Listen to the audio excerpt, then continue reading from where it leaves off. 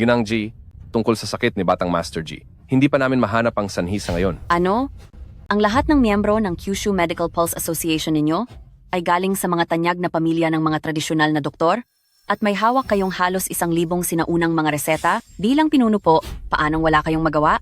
Nabibigay ako sa inyo taon-taon ng mahigit $1 bilyong sa pananaliksik ninyo, pero kahit ang sanhi ng sakit, di nyo pa rin mahanap?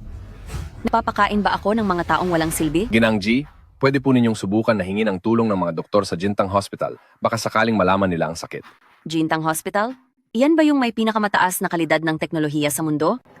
Sige, kahit magkano pa ang halaga, imbitahan ninyo ang mga doktor mula sa Jintang Hospital para gamutin ang aking anak. Opo. Ma, inimbitahan ko po si Director Lee mula sa Jintang Hospital para tingnan ang kuya ko. Director Lee, pakiusap, tingnan mo ang anak ko. 2 araw na ang nakalipas, nang bigla na lang siyang himatayin. Sobra po akong nag-aalala, tingnan mo na siya agad.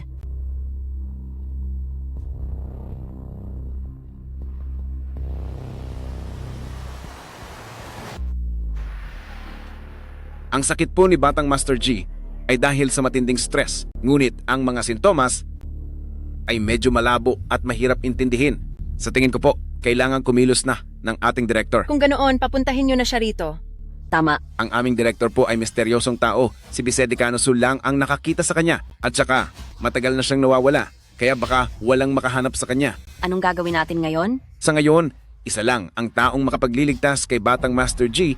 Siya ang Diyos ng Medicina Fan Chen Ke. Panchenka?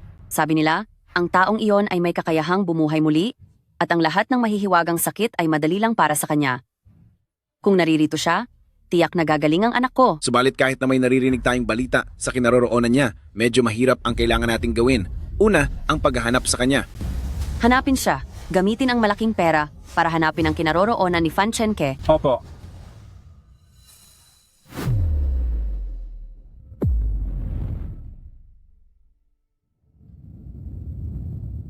Dr. Wen. Dr. Wen? Dr. Wen po. Ito po ang aming Agriculture Research Institute na bagong labas na itlog na non-GMO. Hindi pa po ito binebenta sa iba. Pakisubukan po. Umalis ka nga rito. Ako muna.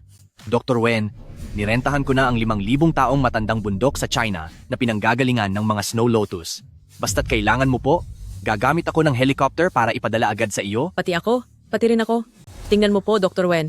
Ito ang pinakamagandang klase ng jade mula sa minahan ng pamilya namin. Lahat naman ng mga babae gustong maging maganda. Hoy, anong binibida mo dyan? Mas maganda ang snow lotus ko. Matandang hukluban ka. Bakit mo ako tinutulak? Tama na ang ingay. Tama na po. Tumigil na kayong lahat.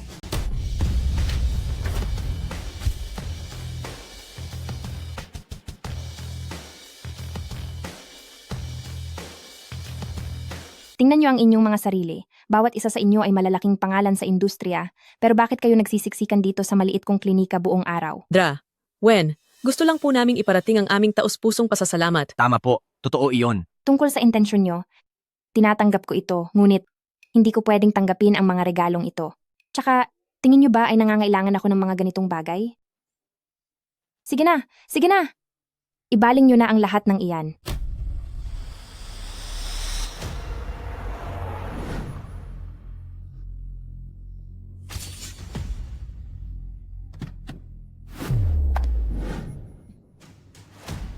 Butler, sigurado ka ba na dito nakatira si Diyos ng medisina? Opo, madam. Base sa impormasyong nakuha sa investigasyon, dito nga nakatira si Diyos ng Medicina Fan Chen Ke. Paano namang tumira si Diyos ng medisina sa ganito kapangit na lugar? Hayaan mo na, basta magamot lang ang sakit ni Yanjao, ayos na. Halina kayo. Sa inyo, sino ang tinatawag na Diyos ng Medicina Fan Chen Ke? Ako si Dra. Wen ng klinikang ito. Magpapatingin ba kayong dalawa? Nabalitaan ko na, si Diyos ng medisina dito ay magaling na doktor at may kakayahang magpagaling ng malubha. Nagmamakaawa po ako sa inyo, tulungan niyo ang anak ko. Ipasok nyo na ang kuya ko.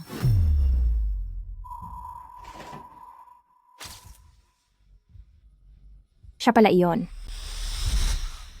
Tang-tang, pwedeng ka bang maging girlfriend ko? Mamahalin kita habang buhay. Sagutin mo na. Sagutin mo na. Sagutin mo na. Sagutin mo na. Aju, may mahalaga akong gagawin ngayon. Kailangan ko nang umalis. Mag-ingat ka.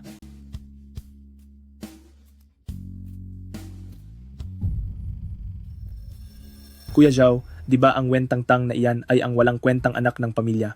Pamilyang Wen, balak mo ba talagang magpakasal sa kanya? Oo nga, Kuya Joe. Ang pamilya mo ang pinakamayaman sa Jiangcheng. Habang itong si Wen Tangtang ay galing sa pamilyang walang sinabi, hindi dahil niligtas ka niya, ay kailangan mo nang magpakasal sa kanya, di ba? Kahit na pumayag ka pa, papayag ba ang nanay mo? Ano ba ang iniisip nyo? Pinaglalaroan ko lang siya. Napakahusay talaga ng ating si Kuya Zhao. Ang ating si Kuya Zhao ay matatawag nating isang taong marami nang naging babae, ngunit hindi kailanman nahulog ang loob. Ang taong ito, hindi ko siya gagamutin. Ano? Walang hiya ito.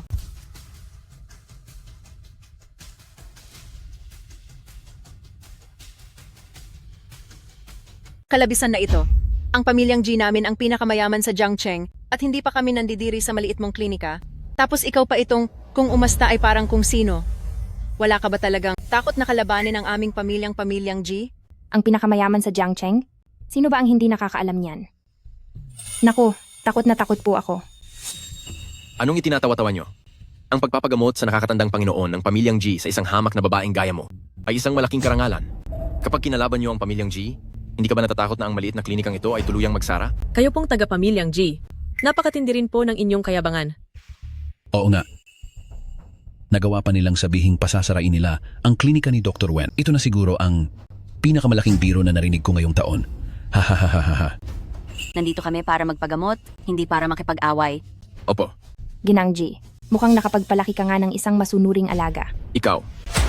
Sinisubukan mo ba ang pasensya ko? Ang pamilyang G namin, isang kamay lang ay kaya kang tapusin. Gusto ko ngang makita kung paano tayo tatapusin nitong pinakamayamang si Miss G ng Dr. Wen gamit ang isang kamay lang. Ikaw, Tumahimik ka? Dr. Wen, ang anak kong si King He ay medyo laki sa layaw, kaya kung mayroon man siyang nagawa na nakakainsulto sa inyo, sana po ay patawarin niyo siya. Basta't mailigtas niyo ang anak ko, ibibigay ko ang kahit anong hilingin niyo. Hindi ko kailangan iyan. Basta't mapagaling mo ang anak ko, bibigyan kita ng kalahati ng shares sa G Group, bukod pa sa 3 pang kahilingan. Hindi ako interesado. Makaalis na kayo. Dr. Wen, hindi ba't naging doktor ka para magligtas ng buhay? Kung ayaw mong gamutin ang anak ko, siguro naman ay may dahilan ka? Ang una kong patakaran sa panggagamot dito sa Wen Tangtang ay magligtas lamang ng mabubuting tao, hindi sa masasama, lalong-lalo na sa mga taong walang kagandahang asal. Ginang G, makaalis na po kayo. Masyado kang mayabang. Napakabuti ng puso ng aming young master. Paano siya magiging ganoong klaseng tao? Nawala raw moralidad? Ah, alam ko na. Ikaw na babae ka? Nais mo lang siguro kumuha sa pamilyang G ng mas malaking bayad. Sinasabi ko sa iyo, hindi mangyayari iyon. Napakaingay.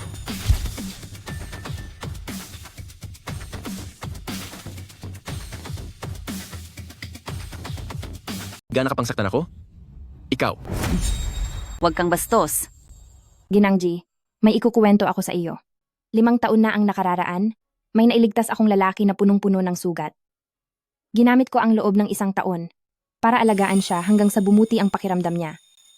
Noong 18 kaarawan ko, umamin siya sa akin. Sinabing mamahalin at aalagaan niya ako habang buhay. Totoo naman, para siyang sinag ng liwanag na nagbigay ng kulay sa madilim kong buhay. Akala ko dati, magpapatuloy na ang ganoong kaligayahan, pero sinampal ako ng tadhana at muli akong ibinulid sa kalungkutan. Ang totoo, yung relasyong pinaghirapan kong buuin ay laro-laro lang pala para sa ibang tao. Mula noon, nag-aral na akong mabuti ng medisina at nanumpa ako na ang mga mabubuting tao lang ang gagamutin ko. Para naman sa mga masasamang tao, hayaan silang parusahan ng langit. Ang alam lang natin ay nagawa ni Dr. Wen sa loob lang ng 3 taon na resolbahin ang 10 pinakamahihirap na problema sa medisina. Ngunit hindi natin alam na ganoon pala ang naging karanasan niya sa buhay. Oo nga. Buti na lang at iniwan niya ang lalaki ngayon. Napakabuting desisyon. Isang karangalan para sa bansa natin na magkaroon ng isang sumisikat na bituin sa larangan ng medisina tulad ni Dr. Wen. Dr. Wen, yung masamang lalaking sinasabi mo, hindi kaya ang anak ko na si Ji Yanzhou iyon? Mukhang nahulaan ni Ginang G. Dr. Wen, hindi ko akalain na magagawa ng anak ko ang ganung bagay. Ako na ang hihingi ng paumanhin. para sa anak ko. Pero, siya lang ang nag-iisa kong anak, nagmamakaawa ako sa'yo, iligtas mo siya po, luluhod ako, sa harapan mo. Ma! Nay, huwag kang maniniwala sa sinasabi niya. Papanindigan mo ba agad ang lahat ng sinabi niya? Napakabuting tao ng kuya ko. Siguradong hindi mo lang siya kayang pagalingin, kaya naninira ka na lang. Wala ka bang hiya? Chinghe, tayo ang may pagkakamali. Kay Dr. Wen. Dr. Wen, nagmamakaawa ako. Tulungan mong mabuhay ang anak ko. Ma, Sinabi ko na, hindi ko siya tutulungan. Siyempre, hindi niya tutulungan iyan dahil hindi naman talaga siya henyo sa medisina.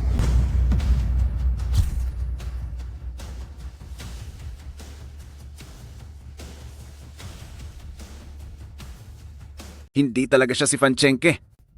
Sa pagkakaalam ko, kasalukuyang nagbabakasyon ang Healer God sa ibang bansa. At ang babaeng iyan ay isa lamang mapagkunwari. Ano? Hindi siya ang healer god? Ma, sabi ko naman sa inyo manloloko ang babaeng iyan. Ang pangalang Fanchenke. Pakinggan pa lang, mukhang sa matandang lalaki na. Ang babaeng ito, halatang nasa 20 anyos pa lang. Siguradong peke iyan. At saka, mismong si Director Lee ng ospital ng Jintang na ang nagsabi na isa siyang mapagkunwari. Ngayon, naniniwala ka na ba? Galing siya sa ospital ng Jintang? Oo, madam. Maging si Director Lee ng ospital ng Jintang ay nagsabing peke siya, kaya siguradong hindi siya totoo. Kakacheck ko lang. Isa lang siyang anak ng pamilya. Pamilyang Wen, na pang binaliwala at walang silbi. Samantalang si second young mistress ng pamilyang Wen ay may talent sa medisina, sa edad na 21, pumasok na siya sa ospital ng Jintang bilang isang intern. Totoo yan. Si second young mistress ng pamilyang Wen na si Wen Chuning, naaalala ko siya. Talagang may galing siya. At itong si eldest Miss Wen. Balita ko, hindi man lang nakatapos ng kolehiyo at ngayon napunta na lang sa squatters area para maging doktor. Ang taong hindi man lang nakatapos ng kolehiyo, gusto pang dumikit sa kuya ko? Mukhang gustong-gusto niyang kumatay sa mayayaman. Baliw na talaga siya. Dr. Wen, wala akong ginagawang masama sa iyo. Bakit mo ako niloloko? Pinaniwala mo pa ako na ikaw ang healer god at pinapaluhod mo pa ako. Inaabala mo ang pagpapagamot sa anak ko, ang responsibilidad na ito. Kaya mo bang panagutan? Kaya pala ayaw tumulong ni Dr. Wen. Dahil sa mga katulad nyo, bagay ba sa inyo ang tulong? Tama. Noong kailangan nyo si Dr. Wen, nakaluhod pa kayong nagmamakaawa. Ngayong hindi na nyo kailangan, bigla na lang kayong nagbago. Ang pagtulong sa mga katulad nyo ay parang pagtulong lang sa ahas na nangangagat ng taong nagligtas sa kanya. Kayo, napakatapang nyo? Tingnan mo, Ginangji. Parehong-pareho kayo ng anak mo. Parehong mapagkunwari at nakakadiri. Maging healer god man ako o hindi, walang saysay iyon. Dahil ang mga taong gaya nyo, hindi ko tutulungan. Magsialis na kayo. Nabuking ka na? Nagagawa mo pa ring manloko rito? Wala ka talagang takot mamatay. Ang healer god na si Fanchenke ay may pambihirang galing sa gamutan at kayang magligtas ng buhay. Ikaw na hamak na dalagita lang, baka kahit pangalan ng mga halamang gamot ay hindi mo pa alam. Doktor, pakiusap po. Iligtas niyo ang anak ko.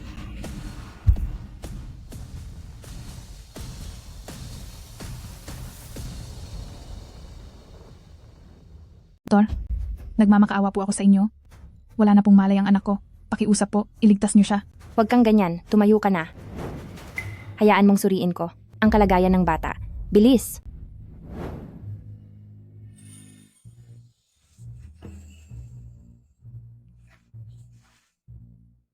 Walang alam sa medisina ang Wentangtang na iyan, isa lang siyang manloloko. Ang tunay na eksperto sa medisina ay ang ating Director Lee mula sa ospital ng Jintang. Ginang inay, isa siyang manloloko, wag po kayong maniwala sa kanya. Pero ang anak ko, sabi po ng aking tiya, magaling ang serbisyo dito sa klinika, di ba? Nagkamali ba ako ng pinuntahan? Galing ka ba sa ospital ng Jintang? Oo, ako nga ang chief physician ng ospital ng Jintang. Sige, ang batang ito ay ipapaubaya ko sa'yo. Ipakita mo sa akin ang iyong kakayahan. Dr. Wen, karangalan mo na ang mapayagang. Gumamot dito. Sulit-sulitin mo na ito. Ma, tingnan mo, sabi ko na nga ba wala siyang alam sa medisina. Ngayong mayabang siyang nag-uutos sa Director Lee na iligtas ang bata. Hindi ko alam kung saan siya kumuha ng 3 aktor.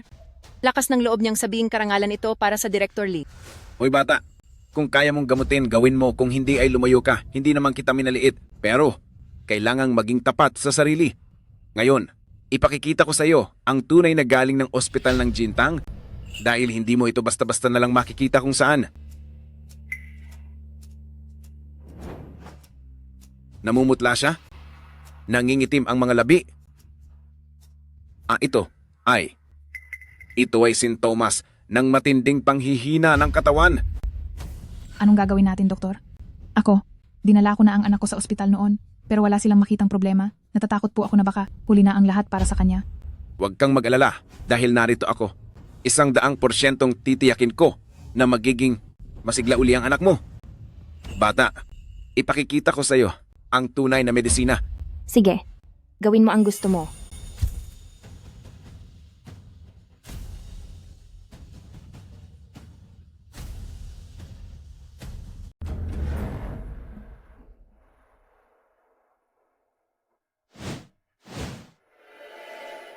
Ang Direktor Lee na ito ay parang magaling, pero wala naman palang alam. Nakikita niyang ang bata ay may sakit na Jueyin Bikiao, pero hindi niya nakikitang dahil ito sa maling gamot. Kaya nalason ang bata. Ang kailangang gawin ngayon ay alisin ang lason. Ang paraan niya ng pag-acupuncture, napakalampas naman. Tapos ginagamit pa niya ang pangalan ni Ospital ng Jintang at nagpapahiya lang sa kung saan-saan. Aba, natakot ka ba sa husay ng ating Direktor Lee sa medisina? Sa bagay, ang peke ay peke lang. Matuto ka na ng ilang diskarte sa amin para hindi ka masyadong mapahiya kapag nabuko ka na. Hindi nga nagkamali sa ospital ng Jintang ang ating Director Lee dahil sa husay ng kaniyang pag-acupuncture. Siguradong maililigtas niya ang bata ng walang anumang problema. Dr. Wen, may nakikita po ba kayong problema? Ang pagkakasunod-sunod ng mga turok sa Shanxiong at Shenmen ay mali. Sa ganoon kaliit na bata, gumagamit siya ng sapilitang paraan. Tinuturok agad ang bahaging rensyong ng bata para lang piliting gisingin ang isip nito. Kapag nagkamali siya kahit konti lang, ang batang ito ay maaaring mawala sa atin. Sadyang naiinggit ka lang dahil mas magaling si Director Lee. Kaysa sa'yo, kapag nailigtas na, ni Director Lee ang bata. Tingnan natin kung makapagsalita ka pa ng ganyan.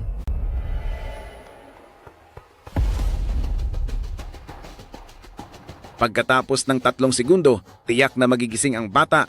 Talaga po. Salamat po, Direktor Lee. Maraming salamat po, Direktor Lee. Si Director Lee ay talagang mahusay na doktor.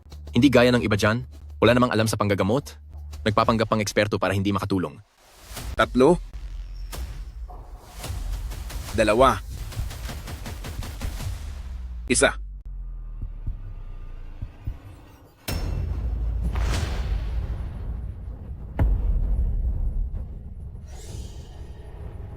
Xiaobao, anong nangyayari sa iyo? Huwag mong takutin si Mama. Doktor, bakit nagkakaganito? Hindi ko rin alam kung bakit. Anong nangyayari? Paanong nangyari ito?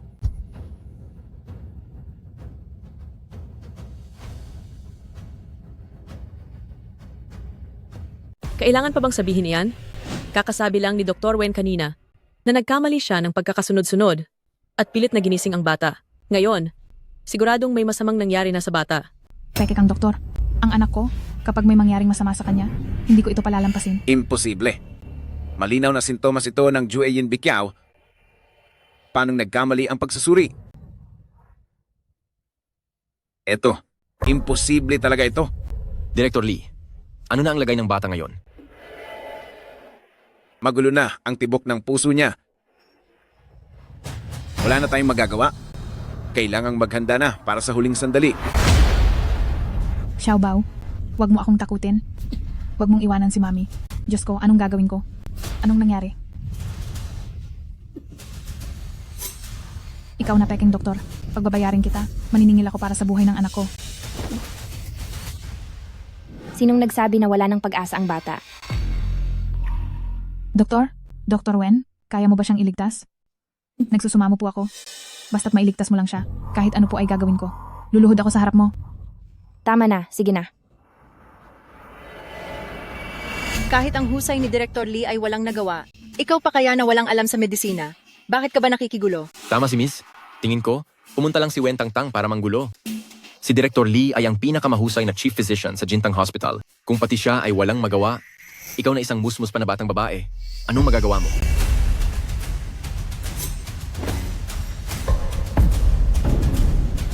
Sino man ang sumubok na humarang kay Dr. Wen, mapapatunayan ninyo ang galit ko.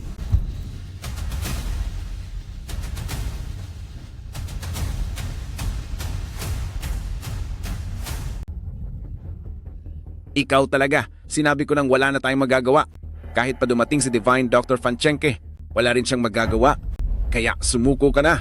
Oh, talaga ba? Ibaba mo muna ang kutsilyo. Matutulungan kitang iligtas ang anak mo. Ang bata ay mayroong sakit na Jueyin Bikyao, ngunit dahil sa maling gamot na ibinigay ng iresponsableng doktor, nalason siya ng mga gamot na iyon. At ang ginamit mong acupuncture, na may layuning pabutihin ang daloy ng dugo, ay naging sanhi upang ang lason sa katawan ng bata ay mabilis na kumalat sa buong katawan. Tignan nyo, kaya naman pala pati ang madam ay naniwala sa kanya. Masyado siyang mapanghikayat. Kung hindi ko lang alam ng mas maaga na isa siyang manloloko na nagpapanggap na doktor, ay baka mapaniwala rin ako. Isa akong doktor. Kung nalason siya, paanong hindi ko malalaman? Tumigil ka sa paggawa ng kwento. Dahil lang yan sakitid ng inyong utak, akala nyo ba ang lahat ng tao ay kasing tulad nyo?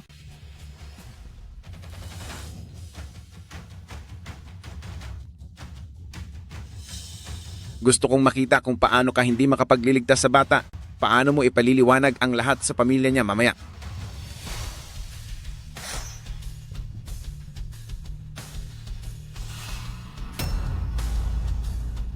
Anong gagawin mo?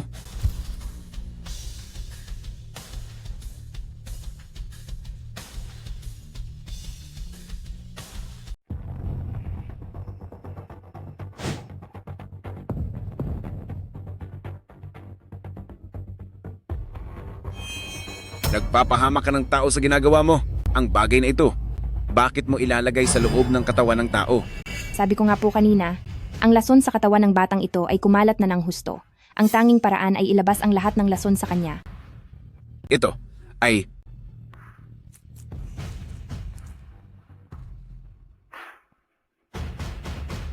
Dr. Wen, ayos lang ba ito? Hindi ba mapapahamak ang anak ko?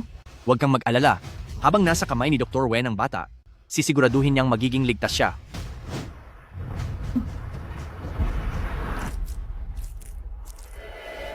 narinig ko mula kay Vice Decano Sun na ang aming direktor ay mayroon ding ganitong klaseng itim na insekto na kayang sumipsip ng laso ng tao. Siya kaya ay... Mama, ang sakit po. Ang sakit talaga. Mama, hindi ko na po kaya. Xiaobao, ayos ka lang ba? Hindi niya naman alam kung paano kontrolin ang insekto at kapag itinuloy niya pa ito, magkakaroon talaga ng aksidente dito. Dr. Wen, Bilis, pigilan niyo siya. nagtitiwala ako kay Dr. Wen. Mama! Sinisikap niyang iligtas ang anak ko, kaya walang sinuman ang pwedeng humadlang sa kanya. Narito kami. Tignan ko lang kung sino ang magtatangkang gumalaw kay Dr. Wen. Tama. Tignan ko lang kung sino ang may lakas ng loob.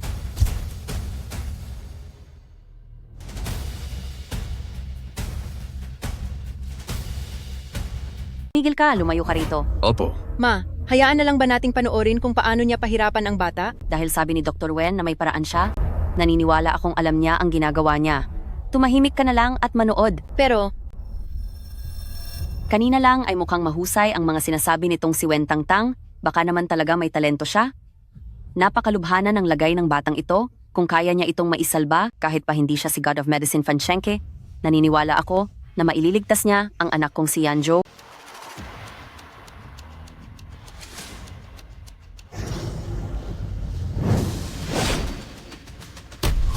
Paano itong nangyari? Ilang taon na akong nag-aaral ng medisina, ngunit ngayon lang ako nakakita ng ganitong sitwasyon. Marami ka pang hindi nakikita. Huwag kang masyadong ignorante.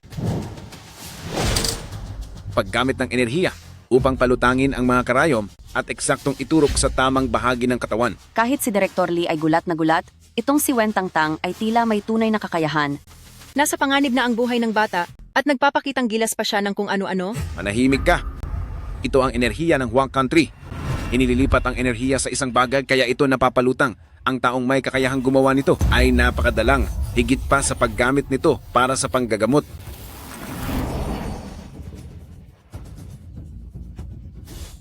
Kakaiba naman ito.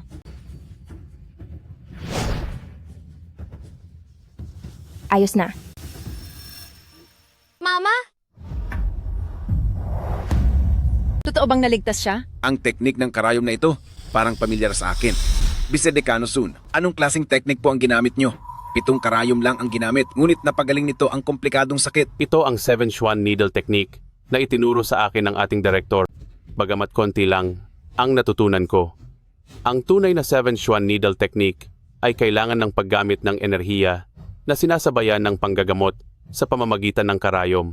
Dahil dito ay lalong bibilis ang epekto nito.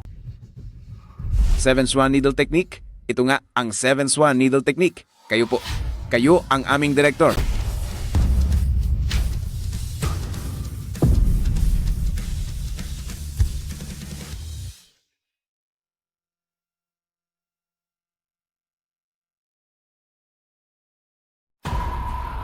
Siya si dekano ng Jintang Hospital.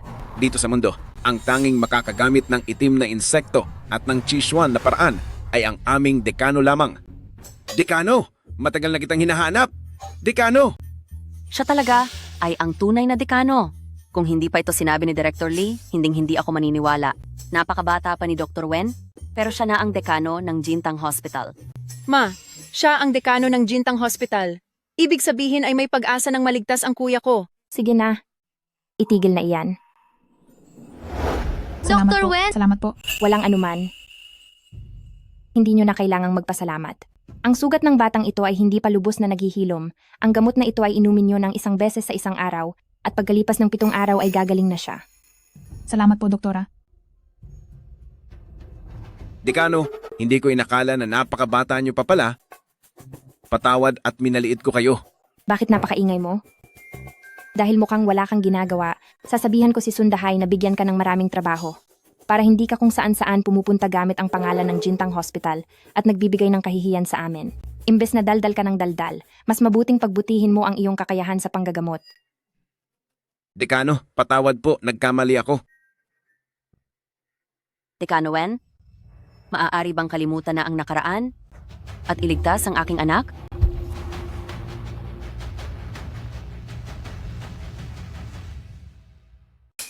Ginang G, anong klaseng uto-uto ba ako sa paningin nyo? Bakit ko siya dapat tulungan? Tama? Ang mga taong gaya ng anak mo ay hindi na dapat tinutulungan pa. Ngayon, pakiusap, lumabas na kayo agad sa klinika ko. Ikaw, isa kang doktor pero ayaw mong tumulong? Bakit ang lupit ng puso mo? Hinahayaan mo lang na magdusa ang pasyente. Hindi ka ba natatakot na konsensyahin balang araw? Totoo yan. May kakayahan kang tulungan ng aming batang amo pero hinahayaan mo lang siyang maghirap. Bilang doktor ng ospital ng Jintang, hindi ka ba natatakot na kumalat ito at masira ang reputasyon ng inyong ospital? Wala naman akong opisyal na lisensya sa ospital ng Jintang. Magkaiba kami. Ang Jintang ay iba sa akin. Gusto niyo akong pilitin sa usaping moral, pero alamin niyo muna ang totoo, hindi ba? Ano bang pinagsasabi nyo? Ganyan ba ang ugali ng mga nagmamakaawa? Dekano Wen, lahat na ng pagkakamali ay akin na. Pero si Yan Zhou lang ang kaisa-isa kong anak, nagmamakaawa ako, tulungan mo po siya. Isang taong nagtaksil sa tunay na pagmamahal, bakit ko siya tutulungan? Nabalitaan kong si Ginang G ay mapangmataas sa katayuan sa buhay. Para maging karapat-dapat ako sa kanya. Noong 18 taong gulang pa lamang ako, araw at gabi akong nag-aral ng medisina para lamang makapagpagaling ng mga tanyag na tao sa mundo ng negosyo para makakuha ng mga koneksyon at mapatunayang karapat-dapat ako sa inyong pamilyang G sa kabila ng agwat sa katayuan natin. Pero sa huli, mula umpisa hanggang dulo, ako lang pala ang mag-isa na seryoso sa relasyong ito. Ganyan pala ang klaseng tao, ang batang amo ng mga pamilyang G. Ang sakta ng aming si Dekano, hindi ako papayag doon. Dekano, suportado kita, huwag mo siyang tulungan. Tama, para tulungan ang ganyang tao, baka baliktarin ka lang niya pagkatapos. Ang mga taong nagtataksil sa tapat na puso, gaano man sila magdusa, ay hinding-hindi mapapatawad. Tama, sinusuportahan namin si Dr. Wen.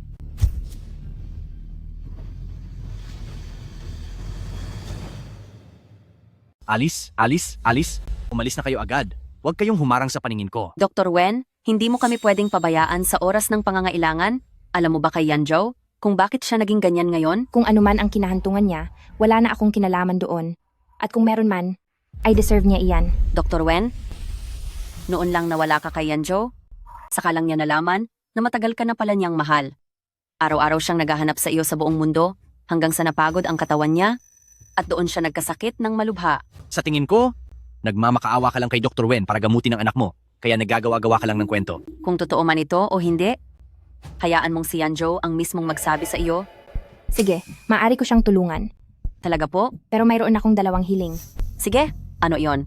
Una, ang pamilyang Ginyo ay dapat magbigay sa akin ng 10% ng dividendo taon-taon para magtatag ng isang pondo para sa gawaing pangkawanggawa. Sige, pumapayag ako. Hello? Ipakalat ang anunsyo. Ang GC Group, mula ngayon ay 10% ng kita taon-taon ay gagamitin para sa pondo ng kawanggawa na nakalaan para sa mga mahihirap na bata. Ang pinakamayamang tao sa Jiangcheng na GC Group ay maglalaan ng $1 bilyong bawat taon upang magtatag ng isang pondong tutulong sa mga batang nangangailangan. Pumayag na ako sa unang kondisyon. Ano naman ang pangalawa?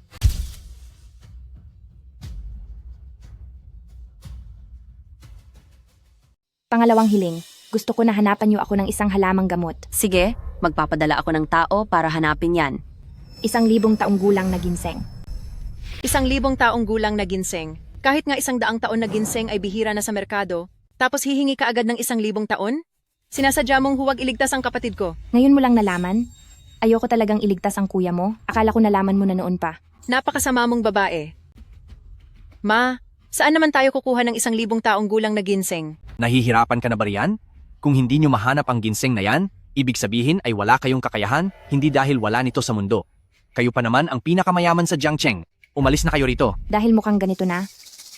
At wala kayong planong iligtas siya, makaalis na po kayo. Sandali.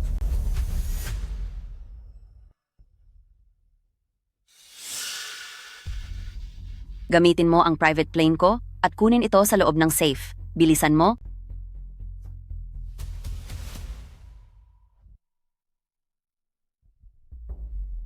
Ma, nakuha ko na ang 1,000 taong gulang na ginseng. Pwede na bang gamutin ang kapatid ko? Oo.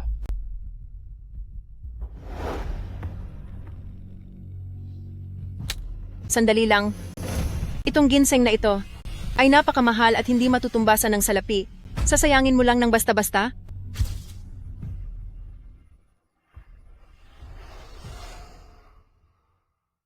Binibining G, dahil mukhang pinapahalagahan mo ng husto ang iyong 1,000 taon na ginseng, eh bakit hindi kunin mo na lang iyan pabalik? Chinghe, mas mahalagang maisalba ang buhay ng kuya mo?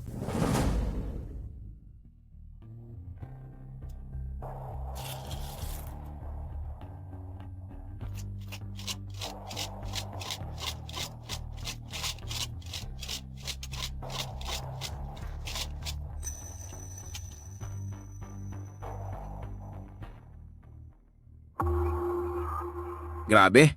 Dekano, napakagaling mo. Sinishake mo lang ng kaunti. Naging pulbos na agad ang mga gamot. Inumin mo ito. Paano mo na lamang nauuhaw ako? Napakamaalalahanin mo.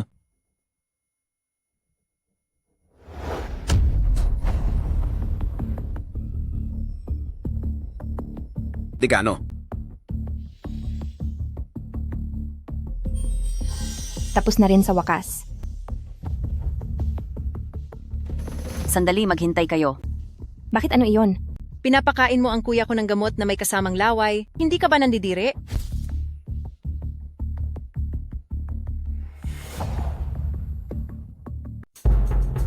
Ang laway ay sa larangan ng tradisyonal na gamot ay tinatawag na fluido sa katawan at itinuturing na napakahalagang likido. Ginangji, ang taong ito, ililigtas mo ba siya o hindi? Ililigtas ko siya? Ililigtas ko.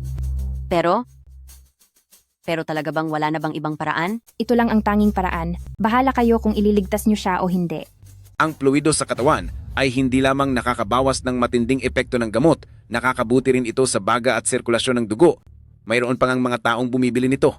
Chinghe, tumabi ka muna. Hayaan si Dr. Wen na gamutin ang kuya mo.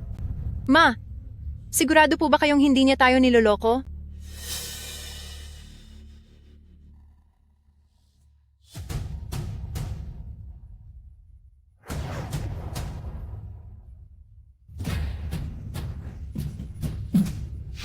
Anak ko, Kuya, Dr. Wen, bakit sumusuka ng dugo ang anak ko?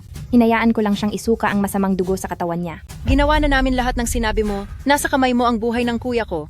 Kung sakaling may mangyari na hindi maganda sa kaniya, malilintikan ka sa akin.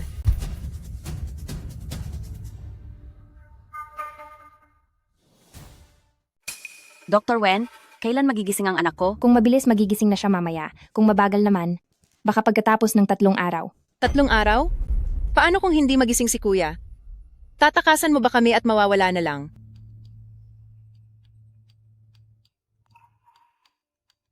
Ma, adik, Anak, gising ka na. Kuya, sa wakas ay gising ka na. Sobrang nag-alala kami ni mama. maayos lang ako? Hindi ba't mabuti na ang lagay ko? Nasaan ito? Naaalala kong nasa loob ako ng eroplano papuntang M bansa. Bakit ako nandito? Sobrang pagod ang katawan mo. Dahil sa dami ng trabaho. At si Dr. Wen ang nagligtas sa iyo. Dr. Wen?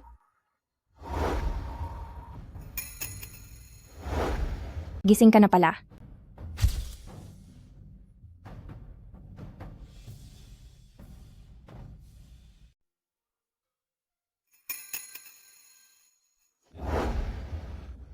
Gising ka na pala? Bakit nakatulala ka pa riyan? Halika rito at tikman mo itong bagong luto ko. Ji Yanzhou, huwag kang tumakas.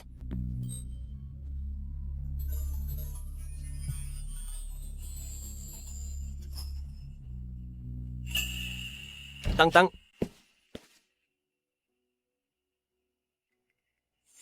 Tang-tang.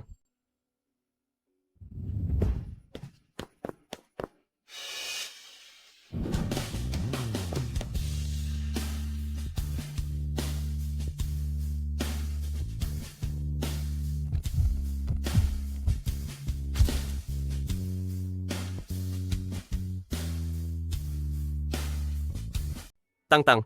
Alam mo ba kung gaano kita katagal hinanap? Bakit ka umalis nang walang paalam? Hindi na kita hahayaang lumayo pa sa akin. Bakit? Hindi mo ba alam kung bakit? Tang-tang, anong ibig mong sabihin sa sinasabi mo? Maaari mo bang ipaliwanag ito ng maayos sa akin? Noong araw na iyon sa restaurant, narinig ko ang lahat ng sinabi mo sa mga kaibigan mo. Sinabi mo na pinaglalaruan mo lang ako. Tang-tang, isang pagkakaunawaan lang yon. Pakinggan mo muna ang paliwanag ko. Ayaw kong makarinig ng kahit anong paliwanag dahil matagal na kitang nakalimutan. Dahil, gising ka na naman at nabayaran na ni Ginang G ang ipinangako niya. Isama mo na ang iyong mga G at umalis na kayo. Tang-tang, inaamin ko, naging gago ako noon. Mula noong umalis ka, doon ko lang na-realize kung gaano kita kaminahal. Ilang taon na akong naghahanap ng balita tungkol sa iyo sa kung saan-saan. Gusto lang kitang makita ulit. Dr. Wen, mula noong mawala ka, parang baliw ang kuya ko sa paghahanap sa iyo. Gustong-gusto ka talaga niya. Sino naman ang matutuwa sa huling pagsisisi na yan? Si Dr. Wen ay bata pa at napakagaling. Kung gusto niya, ang mga manliligaw niya ay kayang pumila. Hanggang bansang M. Tama. Ang huling pagsisisi, walang kuwenta pa sa aso.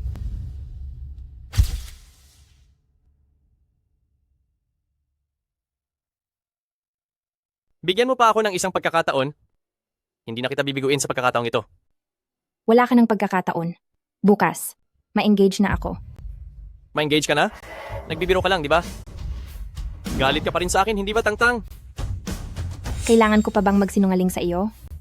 Starry Hotel, itutuloy ko ang engagement sa fiancé ko. Umaasa akong makukuha ko ang basbas mo. Dr. Wen, hindi ba't nag-aral ka ng mabuti ng medisina noon para lang makasal sa kuya ko? Ngayong pumayag na ang pamilyang G, pwede ka nang bumalik sa kanya. Iyon ay ang 19 na taong gulang na Wen Tang-tang. Mula noong nalaman ko na ang relasyon natin ay puno ng kasinungalingan, wala nang posibilidad sa ating dalawa. Wala na akong gustong maging kahit anong koneksyon sa pamilyang Ginyo. Ngayon, napakabuti sa akin ng fiancé ko. Magpapakasal kami sa hinaharap, magkakaroon ng mga anak, at sabay na. Tanda hanggang sa huling sandali. Imposible! Imposible! Hindi maaaring ganyan ang mangyari. Bigyan mo naman ako ng isang pagkakataon, please. Sinasamo ko sa iyo.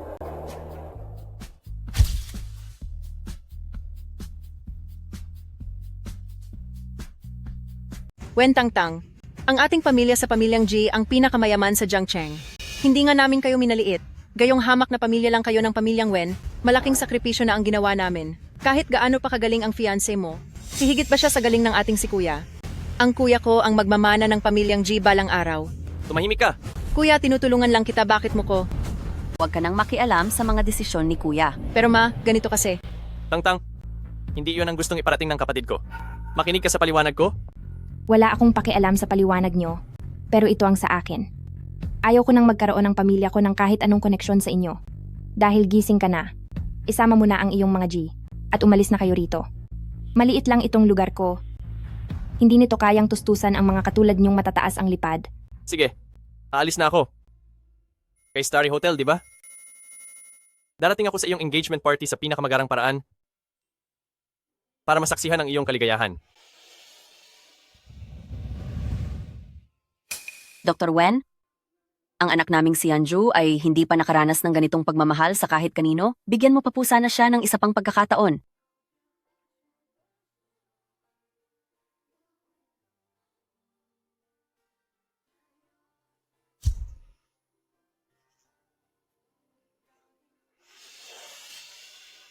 Dr. Wen, okay ka lang ba?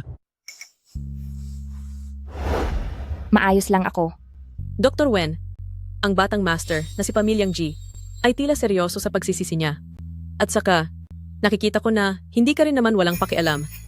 Bakit kailangan pang magpahirap ng ganito? Hindi na dapat binabalikan ang nakaraan? Sinaktan na niya si Dr. Wen ng isang beses, hindi natin masisiguro na hindi niya uulitin iyon. Nakikita ko lang kasi na nahihirapan si Dr. Wen. Bakit ba palagi mo na lang akong kinokontra? Tama na iyan. Huwag kayong mag-alala. Ang mga taong nakapanakit sa akin ay parang isang tinik. Kahit masakit pa, bubunutin ko iyon. Tama. Tama ang sinabi ni Dr. Wen. Dr. Wen, sinusuportahan namin ang desisyon mo. O siya? Tinatanong ko kayo, kayong lahat na malalaking boss sa industriya, bakit buong araw kayong nananatili dito sa maliit kong klinika? Magbalikan na kayo sa trabaho.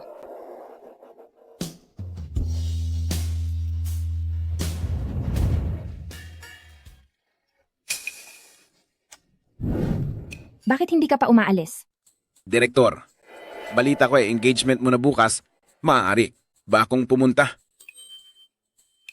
Sige, pero bukas, kailangang simple lang ang suot mo. Ayaw kong malaman ng ibang tao ang tunay kong pagkakakilanlan. Sige po, sige po. Huwag po kayong mag-alala. Aalis na po ako. Oh. Hindi ba't ito ang mayamang anak ng pamilyang Wen? Bakit ka humantong sa ganitong kalagayan?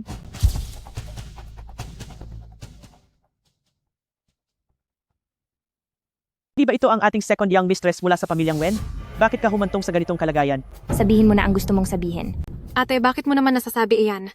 Gusto lang namin ni Mama na pumunta rito para kamustahin ka. Nakakasakit ka naman ng damdamin. Huwag ka nang magpanggap. Wala namang ibang tao rito. Para kanino ba iyang pag-arte mo? Talagang pareho kayo nang wala na nating ina na kunwari ay marangal. Kung alam lang ng nanay mo na pagkatapos niyang mawala ay pinalayas ka ng pamilyang Wen sa bahay at nakatira ka lang sa ganito kabulok na lugar, ano kaya ang maiisip niya? Ningning, kahit na iyon ang totoo, kailangan mo pa ring bigyan ng kaunting kahihiyan ang ate. Ma, siya naman itong hindi nagsisikap, hindi man lang nakatapos ng kolehiyo, at pinili pang magpakababa sa ganitong lugar. Hindi katulad ko. Tama, ang Ningning ko talaga ang pinakamagaling. Sinasabi na ng lahat ngayon na si Ningning ay isang pambihirang henyong dalaga sa larangan ng medisina. 21 taong gulang pa lang ay nakapasok na sa pinakasikat sa buong mundo, ang ospital ng Jintang. 21 taong gulang. Pumasok sa ospital ng Jintang para magtrabaho? At ano ngayon? Ang ospital ng Jintang ang nangungunang ospital sa buong mundo. Maraming magagaling na doktor ang hirap na hirap makapasok doon. Huwag mong sabihing hindi mo alam iyon. Hayaan mo na, Ningning. Ang isang taong hindi man lang nakatapos ng kolehiyo, paano niya naman malalaman kung ano ang ospital ng Jintang? Oo nga. At ano naman kung malaman niya? Sa uri niyang iyan, kahit sa Jintang bilang tagalinis ng banyo, hindi pa rin siya tatanggapin.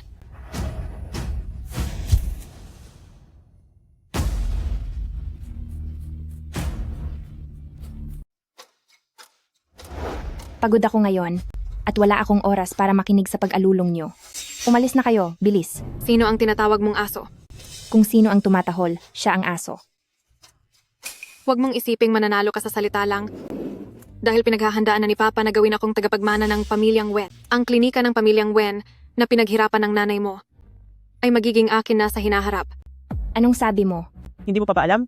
Napili na ng papa mo ang Ningning bilang tagapagmana ng ating Wen clan. Klinika ng pamilyang Wen ay itinayo ni Mama, kasama niya noong nagsisimula pa lang sila. Ang isa ay isang kahiyahiyang kerida, at ang isa naman ay anak ng kerida. Anong karapatan ninyo? na makuha ang mga ari-arian ng nanay ko? Ate, sino ba ang dapat sisihin? Marahil ay dahil maagang nawala ang nanay mo o dahil sadyang wala kang galing? Sa galing ba ang basehan? Sige, tingnan natin kung ang 21 taong gulang natin na henyong babae sa medisina ay may maipagmamalaki nga ba. Walang hiya ka. Nagawa mo akong saktan.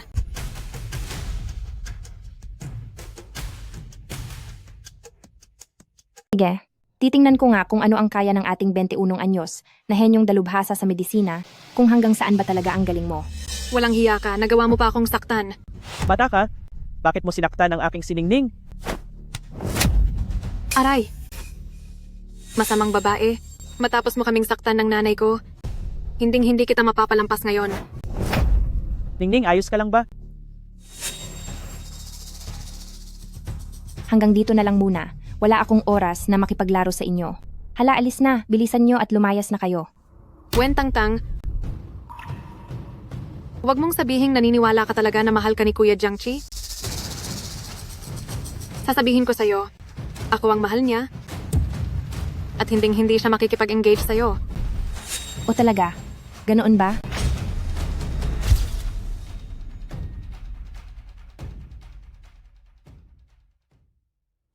E di sabihin mo sa kanya na humarap at makipag-usap sa akin. Nakakainis talaga. Bukas sa piging ng pag-iisang dibdib, pagbabayarin kita. Pasok. Bisedicano soon, may nakita akong tao ngayong araw. Sino iyon? Ang direktor po natin. Talaga? Ang direktor natin. Siya ba ang panganay na si Pamilyang Wen? Naging napakaswerte mo talaga. Sa handaan ng engagement niya bukas, inimbitahan niya ako. Ano ang sinabi mo? Inimbitahan ka niya, pero ako ay hindi? Saan ang lugar? Sa Xingchen Hotel po. Sige, alam ko na. Lumabas ka na. Ha? May nakalimutan ba akong sabihin? Hayaan na nga. Inimbitahan siya. Kaya wala ring dahilan para hindi ako pumunta.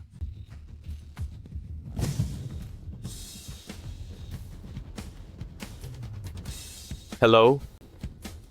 Maghanda ka ng isang mamahaling regalo. Dadalo ako ng magarbo sa piging ng engagement ng direktor.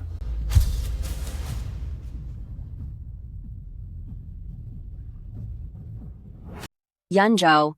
Gaano na tayo katagal na hindi nakakakain ng sabay? Ngayon, sasamahan kita para makapaglibang ka ng mabuti? Isang hamak na babae lang ang Wen Tangtang na iyon. Si Wen Tangtang? Naglakas loob siyang saktan ako at ang nanay ko. Talagang ikinagagalit ko ito. Huwag kang mag-alala, Ningning. Hindi na magtatagal ang pagyayabang ni Wen Tangtang. Pagdating ng piging para sa engagement bukas, tutulungan kita na makabawi sa kanya. Anong nangyari, kuya? Inaakala pa rin niya na ang piging bukas ay inihanda para sa kanya. Sa totoo lang, para ito sa ating dalawa. Sa oras na iyon, sa harap ng lahat ng tao, ay hihiwalayan ko siya. At pagkatapos, ay makikipag-engagement ako sa iyo. Ang maiwanan ng mapapangasawa, sa harap mismo ng maraming tao, isang malaking iskandalo niyan. Hindi ako naniniwalang makakapanatili pa si Wen Tangtang dito sa Jiangcheng.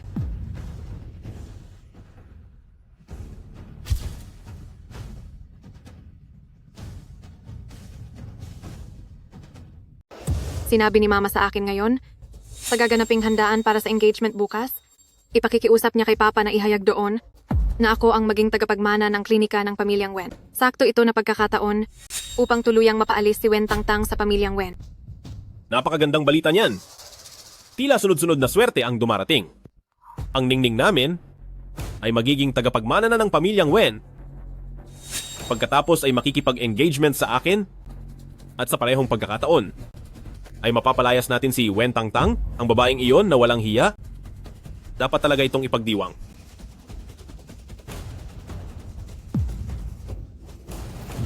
Na-record mo ba ang lahat? Opo. Yan, Zhao. Sa tingin ko, ito na ang tamang pagkakataon. Sa tingin ko rin. Siguradong hindi matutuloy ang engagement ni Tangtang bukas. Kuya, mangugulo ka ba sa kasalan bukas? Ayos. Ngayon lang ako makakakita ng ganyang katinding eksena. Tama na iyan? Kagagaling lang ni kuya sa malalang sakit. Huwag mo na siyang pagurin. Ma, nais kong ialay ang buong pamilyang G bilang regalo para bukas sa Starry Hotel. Ay kunin siya sa kasal. Sige, suportado kita anak.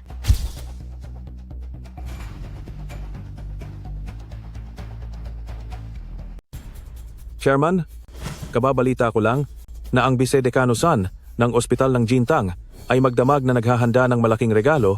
Balita ko ay para makadalo sa engagement party ng Dean ng Ospital ng Jintang po. Mukhang itong dekano na kailanman ay hindi nagpakita ay magpapakita na sa wakas. Ano? Hindi na babalak ni Diyos ng medisina sa pagkakataong ito na itago ang kanyang tunay na pagkakakilanlan? Maghanda ng malaking regalo. Pupunta tayo bukas sa Starry Hotel para magbigay ng regalo kay Diyos ng medisina. Diyos ng medisina? Ibig bang sabihin ay ang dekano ng Ospital ng Jintang ay ang tanyag na si Diyos ng medisina? Sige po, aayusin ko na po ang lahat.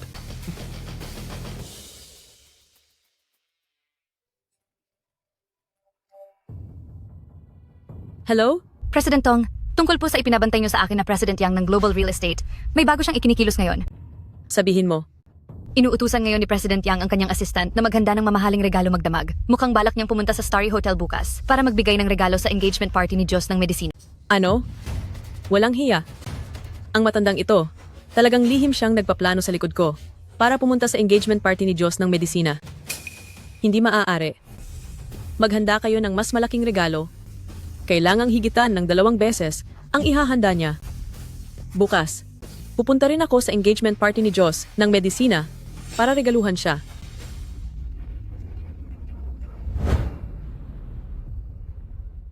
Napakabilis kumalat ng balita. Mukhang bukas, lahat ng mayayaman at makapangyarihan sa buong Jiangcheng ay dadalo sa engagement party ni Diyos ng medisina. Dagdagan ng 3 beses ang ihahanda kong regalo. Ako bilang si Mr. Zhao ay hindi dapat magpahuli sa iba.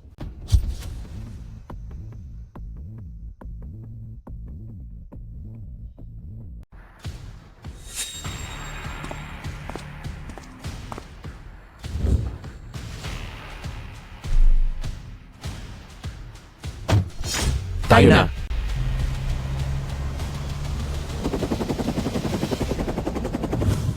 Binabati kita, Mrs. Jiang. Ngayong araw na ito, sa wakas ay may sasaayos na rin ang kinabukasan ng inyong mga anak. Tuloy kayo, maraming salamat. Doon po kayo sa loob. Wow, Mrs. Jiang, napakagara naman ng handaan ninyo. Pagkatapos na ikasal ni eldest Miss Wen sa pamilya nyo, tunay na magiging maswerte siya. Naku po, wala iyon. Kapag nakatuntong na siya sa pintuan ng bahay namin, ituturing na namin siyang pamilya, hindi ko dapat pinababayaan ang mapapangasawa ng anak ko. Ganito karami ang lahat? Hump, para sa isang batang hindi naman mahalaga, kahit maliit na bagay lang ay sapat na. Hindi ko talaga alam kay Achi kung bakit kailangan pang maghanda ng ganito karaming regalo. Para sa senyoritang gaya ni Pamilyang Wen, ang magkaroon ng biyanang tulad mo balang araw ay isang napakalaking swerte. Teka, pero bakit hindi ko nakikita ang mga dote ni eldest Miss Wen? Ito ang aking mga dote.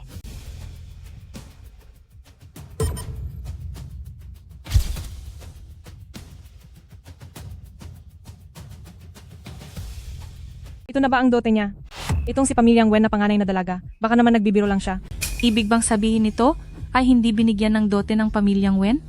Huwag na kayong manghula, dahil ito ang dote ko. Wen Tangtang, naghanda ang pamilya namin ng napakaraming panigay, tapos luma at sirang florera lang ang dote mo? Maaaring walang halaga ang florera ko. Pero ang gamot sa loob nito ay nagkakahalaga ng mahigit $100 milyong. Sigurado ba kayo? Nahamak ang dote ko. Nabalitaan ko na itong si eldest Miss Wen ay hindi man lang nakapagtapos ng kolehiyo, kaya paano siya magkakaroon ng gamot na nagkakahalaga ng $100 milyong?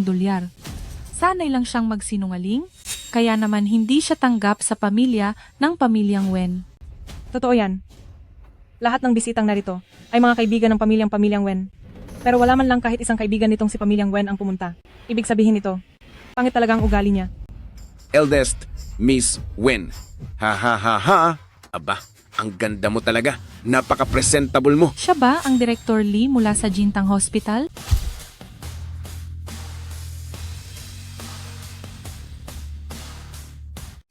Hindi pwede. Sabi ng Dean, dapat simple lang tayo. Director Lee? Sino si Director Lee? Ako iyon.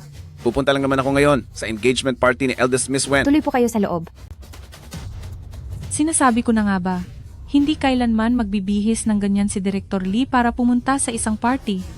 Hindi ko alam kung saang konstruksyon galing ang lalaking iyan at nakikikain lang dito. Tigil na. Wen Tangtang, engagement party ito ng anak ko, hindi ito palengke. Bakit kahit sinong hamak na tao ay isinasama mo rito? Tita Jiang, kaibigan ko siya at hindi siya basta kung sino lang. Gaya nga ng inaasahan, nakadepende sa tao ang kaniyang kaibigan. Ang isang taong hindi man lang nakatapos ng pag-aaral ay asahang makikipagkaibigan lamang sa mga trabahador sa konstruksyon. Ano ang ibig mong sabihin? Tita Jiang, napakataas ng pinag-aralan mo. Posible bang hindi ka tinuruan ng mga guro mo na walang trabahong mababa? Isa pa, paano mo nasabing isa lamang siyang trabahador at hindi ang taong hindi mo dapat kinalalaban?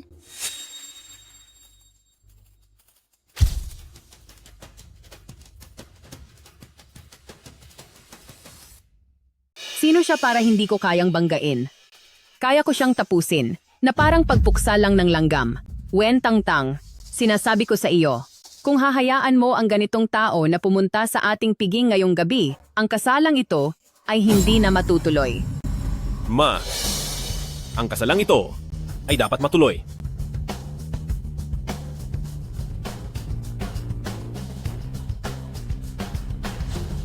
Anak, hindi pa nga kayo kasal, bakit mo na agad pinapaboran ang babaeng iyan?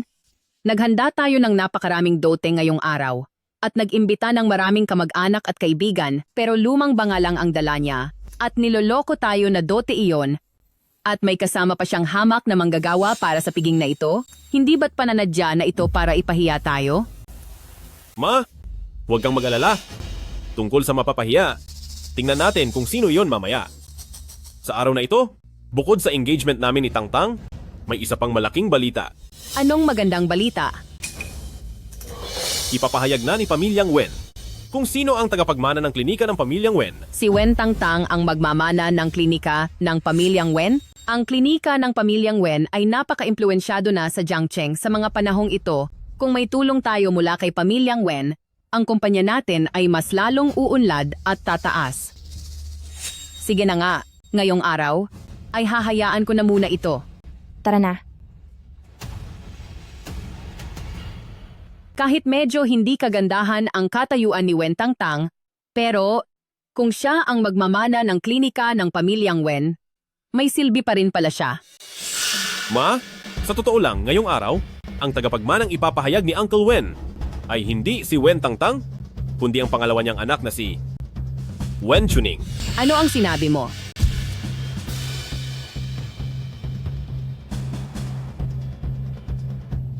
Anong sabi niyo? Ang tagapagmana ay hindi si Wen Tangtang, kundi si ikalawang Miss Wen? Iton si Chuning, sa edad na 21 ay pumasok na sa ospital ng Jintang para magtrabaho. Bata pa lang siya, ay kakaiba na ang talento niya sa medisina. Tinatawag siya ng lahat na isang pambihirang henyong dalaga sa medisina. Talagang napakaganda ng kinabukasan niya, kaya hindi nakapagtataka na pinili siya ni Pamilyang Wen bilang tagapagmana. Kung ganoon, bakit kailangan nating pakasalan?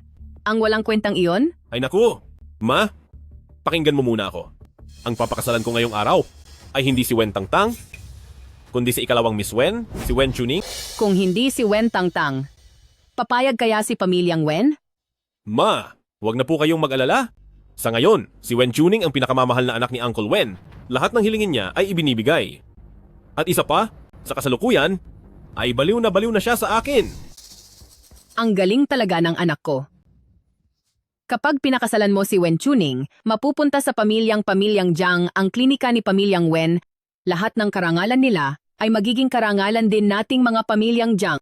Baka sa susunod, ang ating Pamilyang Jiang ay maging pinakamayaman na sa Jiangcheng. Ma, magtiwala po kayo sa akin. Nandito na si pinuno ng Pamilyang Wen.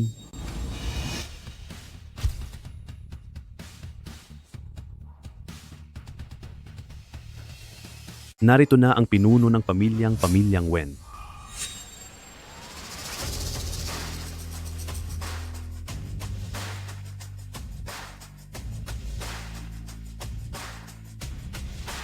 Aking mga balae, sa wakas ay dumating din kayo. Uncle? Aunt? Ningning? Mabuti, mabuti. May inasikaso lang kami sa daan, kaya medyo nahuli kami. Sandali. Nasaan si Tangtang? Nasaan ba si Tangtang? Nakita ko kasing napakasarap ng pagsasama ng pamilya nyo. Kaya hindi na ako nakigulo pa. Ikaw na bata ka. Ano bang pinagsasabi mo riyan? Ate, bakit mo naman nasasabi ang mga iyan? Kahit wala kang talent sa medisina, at kahit pa nga, hindi ka nakatapos ng kolehiyo, kung nanaisin mo lang, ay handa pa rin. Suportahan ka ng pamilyang Wen. Tingnan mo kung gaano kabait si Ningning.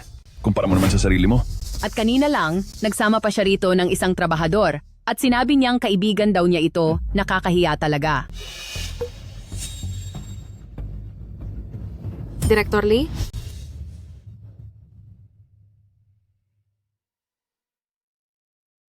Hindi siya ang Direktor Lee ng Ospital ng Jintang. Isa lang siyang kamukha ni Direktor Lee, na trabahador sa bukid. Mali pala ang akala ko. Sabi ko na nga ba, paano namang makikilala ni ate ang Director Lee ng Ospital ng Jintang? Tita Jiang, sinabi niyo po kanina, na isa siyang magsasaka, di ba? Ate, bakit mo hinahayaan ang ganyang klaseng tao na pumunta sa handaan ng ating pamilya? Tila hindi niyo nirerespeto ang mga narito. Ang Wen tuning na ito, akala ko noong una ay isa siyang batang may talento, balak ko pa sanang kunin siya para turuan ng maayos. Pero hindi ko akalain na isa pala siyang mapanira at masamang tao. Isang trabahador lang? Hindi siya nababagay na dumalo sa engagement party ni na pamilyang Wen at pamilyang Jiang. Sadyang gusto mo lang na mapahiya ang ating pamilya, di ba? Tay, pakinggan mo ang sinasabi mo. Kung hindi dahil kay nanay noon, marahil ay mas masahol pa kayo sa isang magsasaka. Ay, mali pala. Kung wala ang nanay ko, malamang ay, noon pa kayo nawala dahil sa gutom. Tama.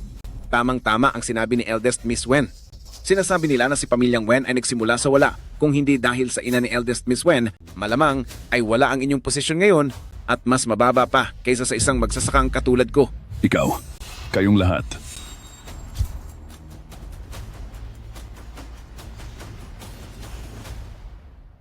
Ikaw, kayong lahat. Pa, huwag na po kayong magalit. Si ate ay walang alam gawin simula noong bata pa. At hindi pa nakatapos ng kolehiyo, kaya malamang wala rin siyang masyadong kaibigan. Ngayong araw ay isang malaking pagdiriwang. Ang makapaglanyaya si ate ng isang magsasaka ay isa ng malaking himala. Tama iyan, mahal ko. Ibang-iba si Tangtang kay Ningning. Mahusay na si Ningning bata pa lang. At sa murang edad, nakapasok na siya kahit pa mahirap. Itong gawin sa ospital ng Jintang at ang mga kinakaibigan niya ay iyong mga makakatulong lang kay pamilyang Wen. Habang si Tangtang, hayaan na lang natin siyang maging malusog at masaya. Tingnan mo. Tingnan mo. Tingnan mo ang tita at kapatid mo. Napakamaunawain nila. Kakaiba talaga kayo rito sa pamilyang Wen. Pinagpalit nyo ang tunay na hiya sa bato. Itong pirasong bakal ay itinuring ninyong ginto, kaya pala hindi umuunlad ang klinika ng pamilyang Wen. Sino ang tinatawag mong bakal? Bakit? Hindi na ba pwedeng magsabi ng totoo? Walang hiya. May tao ba riyan? Palabasin niyo ang taong iyan. Tignan ko lang kung sinong mangahas na galawin siya. Hindi ko akalain na sa buhay ko. Darating ang araw na proprotektahan ako ng ating direktor, tunay akong nadedemanda. Kapag may pagkakataon, pupunta ako sa harap ni Vice Decano San para ipagmayabang ito. Ate, balak mo ba talagang sa harap ng maraming bisita? Ay kalabanin ng iyong tatay mo?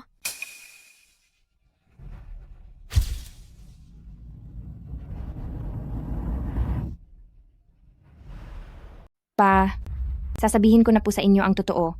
Siya, hindi mo siya kayang banggain. Hahaha. Isang trabahador lang sa konstruksyon. Hindi ko pa kayang banggain? Pa, parang nakakalimutan nyo na po yata ang pinanggalingan nyo. Kahit pa isa lang siyang trabahador ngayon, hindi ba't 20 taon ang nakalipas, ay ganoon din kayo?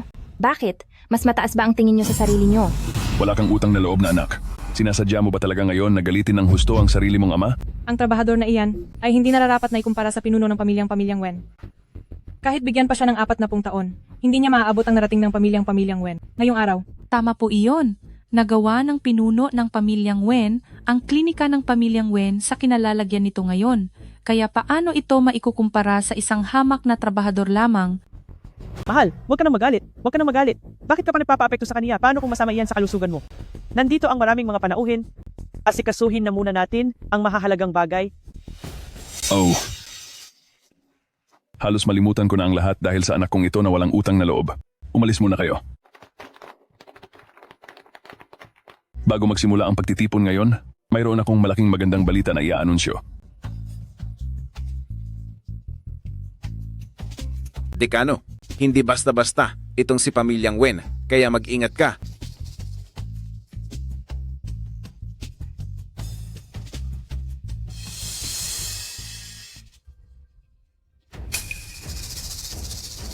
Ha? Wen Tangtang. Siguradong tapos ka na ngayon.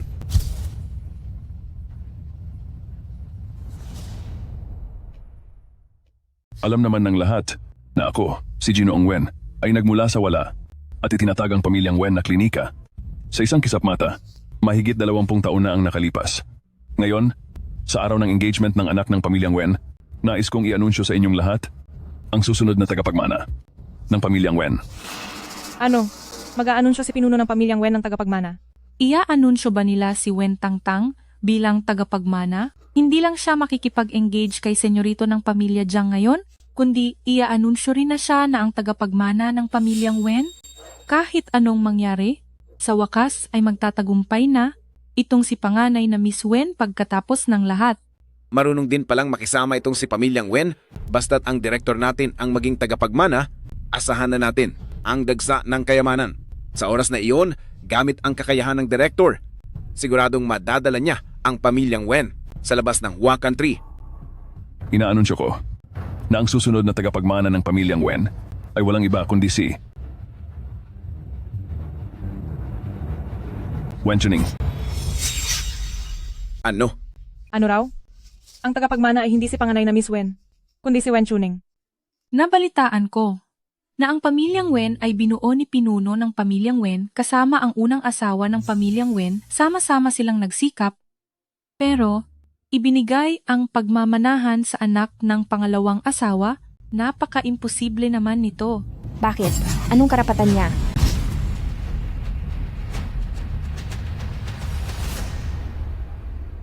Tama iyan, pinuno ng Pamilyang Wen.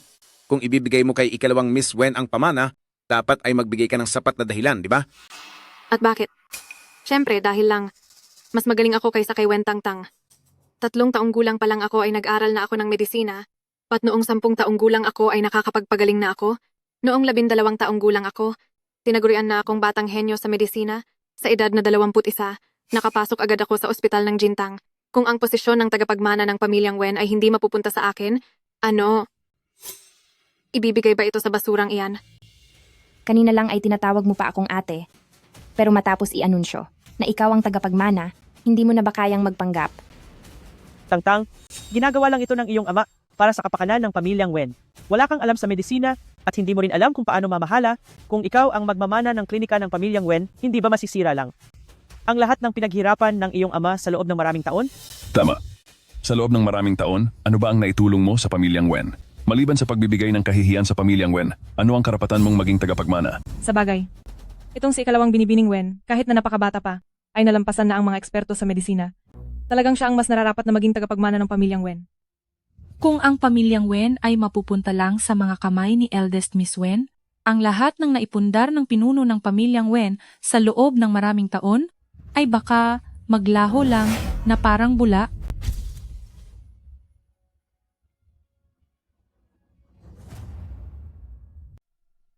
Pa, naaalala mo pa ba kung paano mo binuo ang negosyo natin noon? Ilang taon na ang lumipas. Bakit kailangan mo pang banggitin yan? Noong panahong wala ka pang kahit ano, sumalungat si mama sa pamilya niya para lang pakasalan ka. Sinamahan ka niya, simula noong isa ka lang natambay na walang alam sa mga gamot, at unti-unting binuo ang Pamilyang Wen Clinic, hanggang sa maging pinuno ka ng Pamilyang Wen. Pero nasaan ka na ngayon? Bata pa lang ako, hindi mo na ako binigyan ng pansin. Lahat ng magagandang pagkakataon sa pamilya ay ibinigay mo lang sa kapatid kong ito. Kailan mo ba ako pinaglaanan ng oras?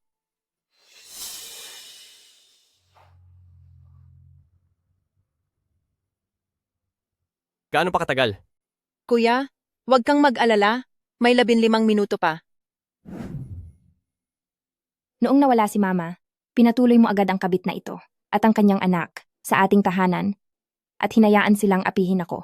Ngayon naman, gusto mo pang ang anak ng kabit na iyan ang magmana ng pinaghirapan ni mama? Napakakawawa naman ng panganay ng Pamilyang Wen. Ang negosyong magkasamang binuo ng kanyang mga magulang ay mapupunta lang pala sa anak. ng isang kabit, nasaan ang katarungan? Totoo yan. Huwag niyo siyang pakinggan. Siya ay wala namang alam sa medisina. Isang pabuhat sa pamilyang Wen, paano niya mapamamahalaan ang pamilyang Wen Clinic? Paano kung sabihin ko na marunong ako sa medisina?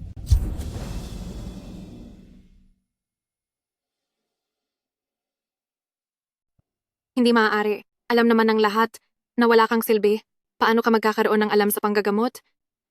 Papa, hindi ako sang-ayon sa anunsyo niyo tungkol sa tagapagmana. Humihiling ako ng isang pagsubok laban kay Wen Chuning. Gusto mo akong hamunin sa isang pagsubok? Pinapayuhan kita. Huwag mo nang sayangin ang oras mo. Dahil kahit may alam ka pa sa panggagamot, ano naman? Ang walang silbi ay mananatiling walang silbi. Totoo iyan, Tangtang.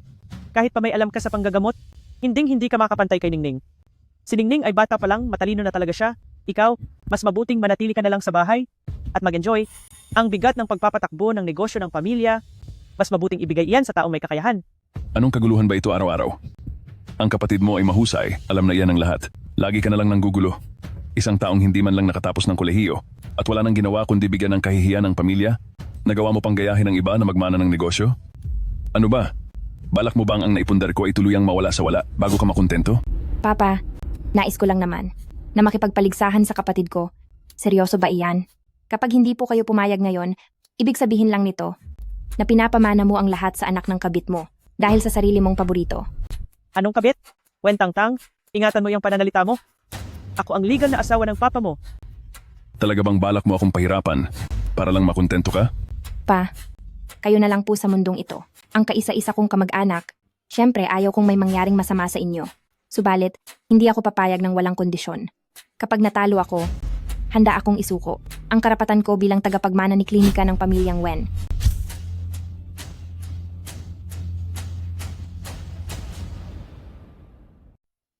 Ikaw ang nagsabi niyan? Hibian, kaya huwag sang magsisisi. Sige, pumapayag ako na makipaglaban sa iyo. Subalit, kapag natalo ka, kailangang lumayas ka sa bahay na ito at mula ngayon ay wala ka ng kinalaman sa pamilyang Wen habang buhay. May lakas ka ba ng loob? Bakit naman ako matatakot? Ngunit, dapat maging patas ang laban. Kapag ikaw ang natalo, bukod sa pagsuko sa pwesto mo bilang tagapagmana, isama mo rin ang nanay mo, pumunta kayo sa puntod ng nanay ko, at lumuhod kayo ng 10,000 beses para humingi ng tawad. May tapang ka bang makipaglaban? Bakit naman ako hindi papayag? Hindi ako naniniwala na may alam ka talaga sa medisina. Mahal, pumayag ka na po. Dahil kung hindi mo pagbibigyan si Tangtang, paano kung kumalat ang masasamang balita laban sa pamilyang Wen? Anong gagawin natin? Sige, pinapayagan ko ang inyong paglalaban. Gamitin ang inyong galing sa medisina para sa pwesto. Bilang tagapagmana ng pamilyang Wen. Nay, tingnan mo.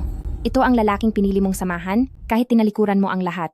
Dahil mas kinakampihan niya ang babae niya at ang kanilang anak sa labas. Babawiin ko lahat ng ibinigay mo sa kanya hanggang sa wala nang matira.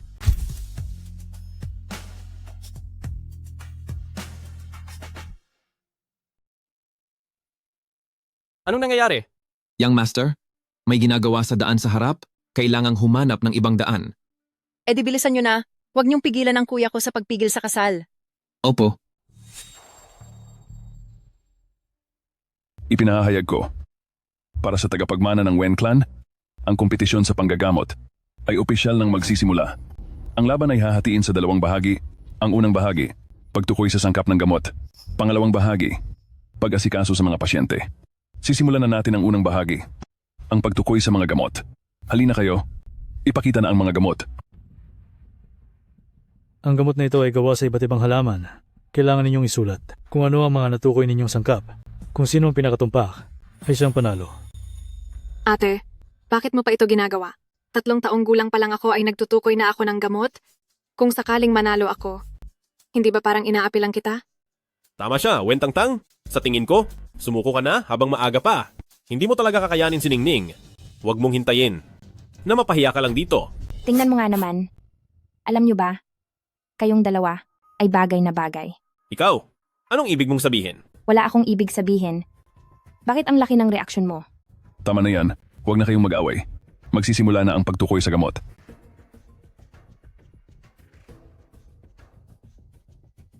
Ang gamot na ito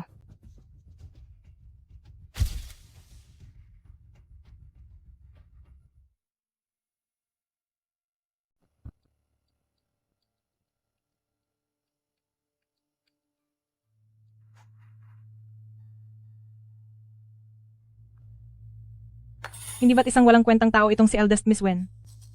Bakit natapos siya ng sabay kay ikalawang binibining Wen? Ate, napakabilis mong sumagot. Baka naman hinulaan mo lang iyan. Tama ka, Wen Tangtang. Isang walang silbi ka lang mula sa pamilyang Wen. Paano ka naman makakaintindi tungkol sa mga halamang gamot? Sa tingin ko, dapat ka nang sumuko agad. Pagkatapos ay lumuhod ka at humingi ng tawad kay Ningning. Baka sakaling, hindi ka na mapaalis sa pamilyang Wen. Oo nga, ate. Kung magsosorry ka sa akin ngayon at hihingi ng tawad ng maayos, baka sakaling mapatawad pa kita. Sinasabi ko sa inyo, kayong dalawa. Pwede bang itigil nyo na ang mga walang kwentang pinagsasabi nyo? Ilabas na ninyo ang mga sagot. Sige po, ihahayag na natin ngayon ang sagot ni ikalawang Miss Wen. Angelica, si Sandra, almond, codonopsis, tianma, cloves, atractylodes. Cinnamon. Mali ito. Mayroong 8 klase ng halamang gamot, 7 tama ang nakuha ni ikalawang Miss Wen, at isa ang mali. Mana ka talaga sa akin, anak ko. Napakahusay mo. Ha. Hay nako, siningning talaga ang dangal ng aming pamilyang Wen. Ang gamot na ito ay hango sa reseta ng bathala ng medisina na si Fan Chenke. Para sa panggamot ng hika, kaya ito nabuo. Dahil magkakahalo ang iba't ibang gamot, kung ang isang karaniwang tao ay makakatukoy ng 3, ay kahanga-hanga na. Pero nakatukoy siningning ng 7. Wow, napakahusay talaga ni ikalawang Miss Wen. Hindi nakakapagtaka na binansagan siyang pambihirang henyo na lumilitaw lang minsan sa 100 taon. Sa nangyayaring ito, delikado na si eldest Miss Wen. Totoo yan. Siguradong itong si panganay na Miss Wen ay baka tuluyan ng mapalaya sa pamilyang Wen.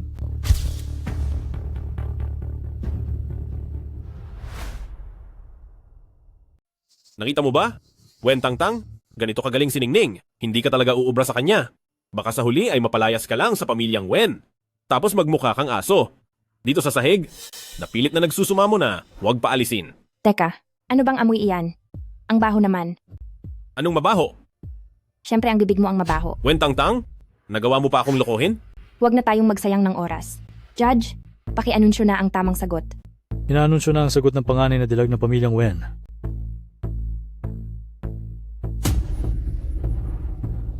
Ate, hindi kaya masyadong malayo ang sagot mo, kaya nabigla ang judge? Sabi ko na nga ba, hula-hula lang ang isinusulat niya.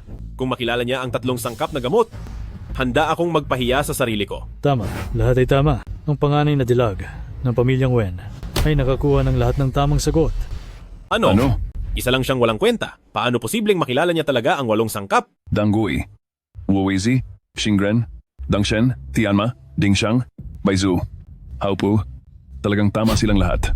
Hindi maaari. Hinding-hindi iyan mangyayari. Siguradong nandaya lang siya. Oo, tiyak na nandaya siya.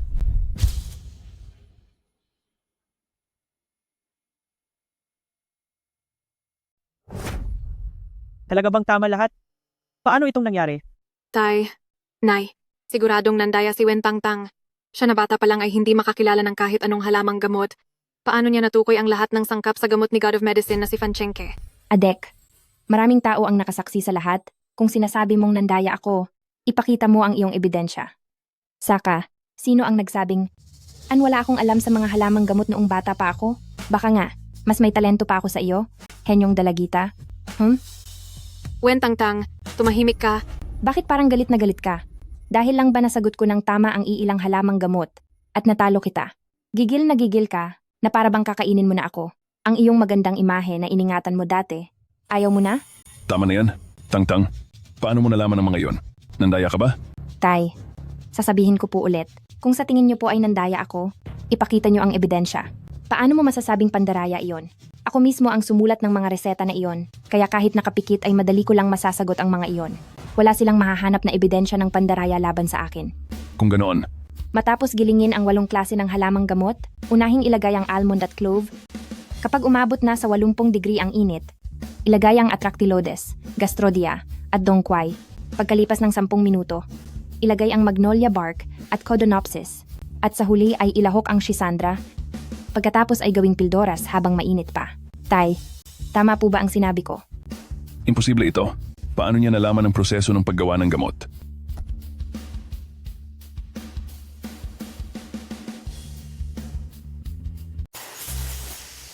Gaano pa ba katagal bago tayo makarating sa Starry Hotel? Pwede bang bilisan mo? Tingnan mo. Masyado nang nag-aalala ang kuya ko. Miss, 10 pang minuto. Narinig mo ba? 10 pang minuto. Hindi naman tatakas si Dr. Wen. Ano bang alam mo? Natatakot lang ako na baka apihin nila siya. Ang nakasulat dito sa Wen Tangtang ay tungkol sa proseso ng paggawa ng gamot. Mukhang sa pagkakataong ito, mukhang tama nga ang hula niya. Pero kailangan pa ng tamang timpla ang mga gamot na ito. Matapos gilingin ang 8 uri ng halamang gamot, unahin ang paglalagay ng almond at cloves para mapainitan muna ang mga ito. Kapag ang temperatura ng kawa ay umabot na sa 50 antas, ilagay ang Atractylodes, Gastrodia at Angelica. Pagkalipas ng 7 minuto, ilagay naman ang Magnolia at Codonopsis at panghuli ihalo ang Schisandra. Sa ganitong paraan, makuha ang tamang luto. Diyos ko po, hindi nga nagkakamali ang ating direktor. Pati ang reseta ng Diyos ng medisina ay kaya niyang baguhin. Sinwerte ka lang dahil nagkataon lang ang lahat. Nagkataon lang na nakita mo ang reseta ng Diyos ng medisina. Kaya naman, nakuha mo ang tamang sagot ngayon.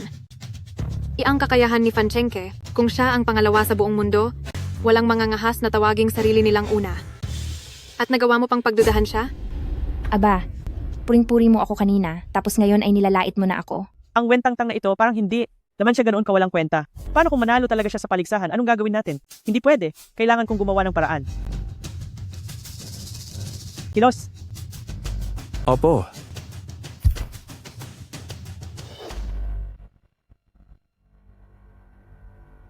Sige, dumiretso na tayo sa susunod na kompetisyon. Susunod, bibigyan ko kayong 2 ng kani-kaniyang pasyente. Kailangan ninyong matukoy kung ano ang sakit nila at gamutin ito.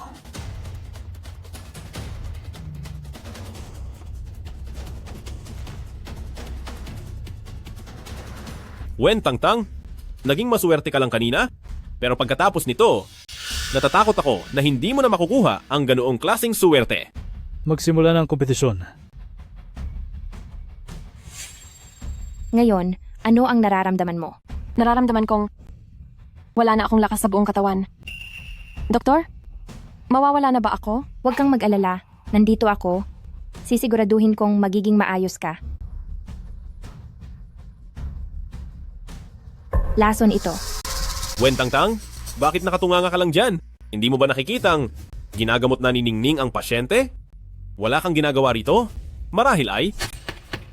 Hindi mo ba alam ang gagawin? tama Tangtang. Kung hindi mo talaga alam, huwag kang mamilit. Baka kung ano pa ang mangyari at mapahamak pa ang pasyente mo, mahirap nang managot niyan. Nagitiwala ka ba sa akin?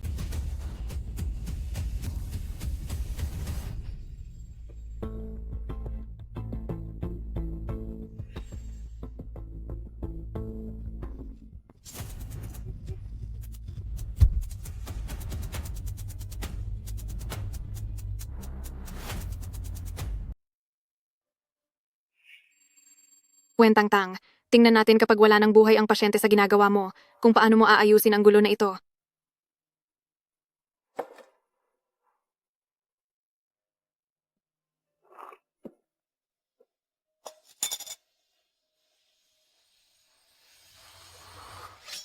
Wen Tangtang, ano bang ginagawa mo? Kung hindi mo kayang gamutin, pwede ka namang sumuko. Bakit kailangan mo pang saktan ng pasyente? Tama siya, Tangtang. Hindi naman nakakahiya kung hindi mo kayang gamutin ang pasyente. Kapag kumalat ang balitang ito, iisipin ng mga taong walang alam na may ginawa kang masama sa kaniya. Binigo mo talaga ako. Nagamot ko siya. Hahaha.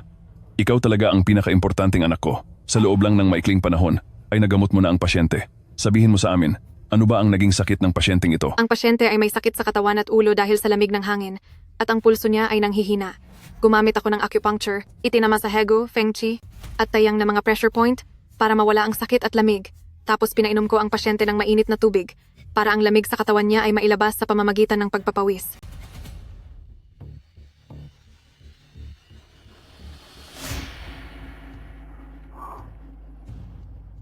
Tama. Napakahusay nga ni ikalawang binibining Wen. Sa ganun lang kaikling oras, ay 70% ng magaling ang pasyente. Ang kailangan na lang ay magpahinga ng kalahating buwan at ganap na siyang gagaling. Salamat po, Doc.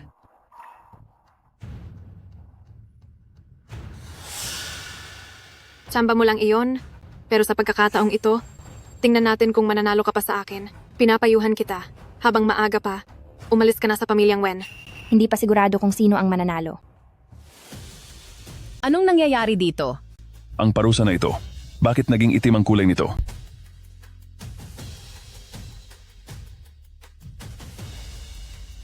Itong mancha, bakit ito naging kulay itim? Kanina lang, noong sinusuri ko ang katawan ng pasyente, natuklasan kong ang pasyente ay may breast cancer. Pero hindi ito ang pinakadelikado, ang pinakamabigat na problema ay, ang pasyenteng ito ay may lason sa kanyang katawan. Ano? Bakit magkakaroon ng lason sa mancha na yan? Sino ang naglagay ng lason? Paano mangyayari iyon? Tama! Pero mabuti na lang hindi pa kumakalat ang lason, agad kong ginamitan ng silver needles para mailabas ang lason mula sa kanyang katawan. Totoo ba iyan? Kayang alisin ang lason gamit lang ang karayom sa loob ng napakaikling panahon? Hindi mo ba narinig ang sinabi niya? Sabi niya ay hindi pa kumakalat ang lason. Ibig sabihin na lason na bago pa magsimula ang paligsahan. Sinong napakasama ng loob ang gagawa nito para saktan ng isang pasyente? Posible kayang pakana ito ni Pamilya Wen dahil ayaw niyang manalo si eldest Miss Wen? At sadyang may pinagawa siyang tao? Imposible naman siguro. Kung ganoon ay napakasama na nila. Sino pang maglalakas loob na magpagamot sa Pamilya Wen pagkatapos nito? Huwag kayong magpanik. Ang lahat ng ito ay base lamang sa mga salita ni Wen Tangtang. Pakinggan natin ang sasabihin ng hurado.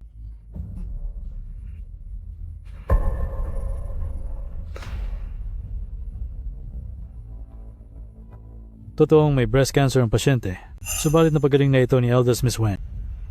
Pero base sa kanyang pulso kanina, wala naman akong nakitang senyales ng lason. Nasisiraan ka na ba ng bait? Nailabas na ni Dr. Wen ang lason. Anong sinusuri mo pa dyan? Kung gayon, paano mo gustong suriin natin? Dapat suriin ang inilabas na mancha ng likido kung may lason ba talaga ito. Kayong mga naroon, kunin ang mancha at ipasuri agad.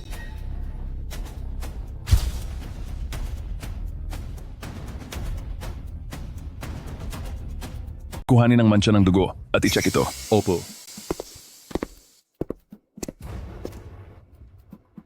Mahal, wala namang dahilan para rito. Tingin ko ay si Tangtang, natatakot siyang matalo kay Ningning, kaya siya nagsinungaling. Ako, nagsisinungaling?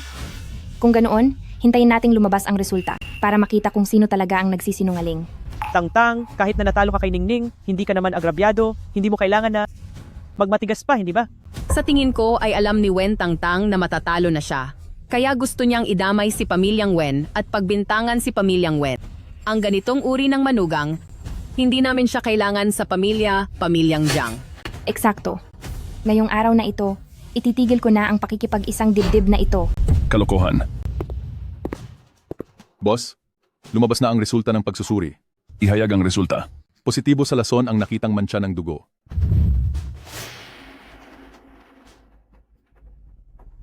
Anong magagawa ng lason na iyan? Sigurado ako na siya ang naglagay niyan. Wala kaming sama ng loob sa isa't isa ng pasyente. Ano namang magiging dahilan ko para lasunin siya? Natatakot ka lang na matalo sa aming siningning? Tita Yang, ang ibig mo bang sabihin, natatakot akong matalo kay Wen Chuning, kaya sinasadya kong lasunin ang sarili kong pasyente? Para lang pahirapan ang lahat at hayaan ang sarili kong matalo? Oo, iyon nga. Bakit niyo ba ako tinitingnan? Tita Yang, hindi mo ba naisip na nakakatawa ang sinasabi mo? Kung gagamitin ko ang lohika mo sa kabaligtarang paraan, ibig sabihin ay may isang taong linalason ng pasyente ko. Ang tanging layunin ay para dagdagan ang hirap ng trabaho ko dahil gusto nila akong matalo.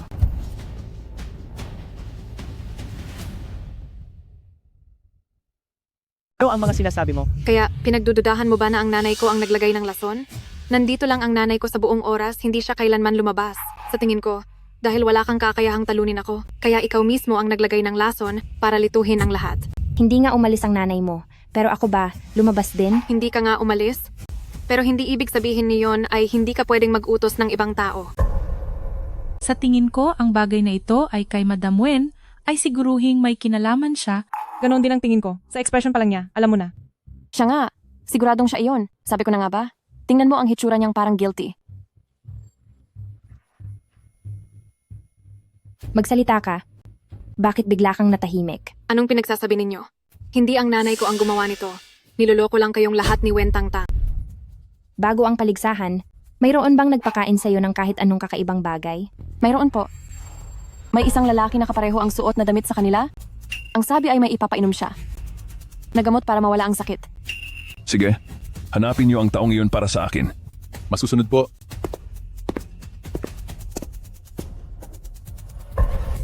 Ito ba ang taong iyon? Opo. Siya nga po.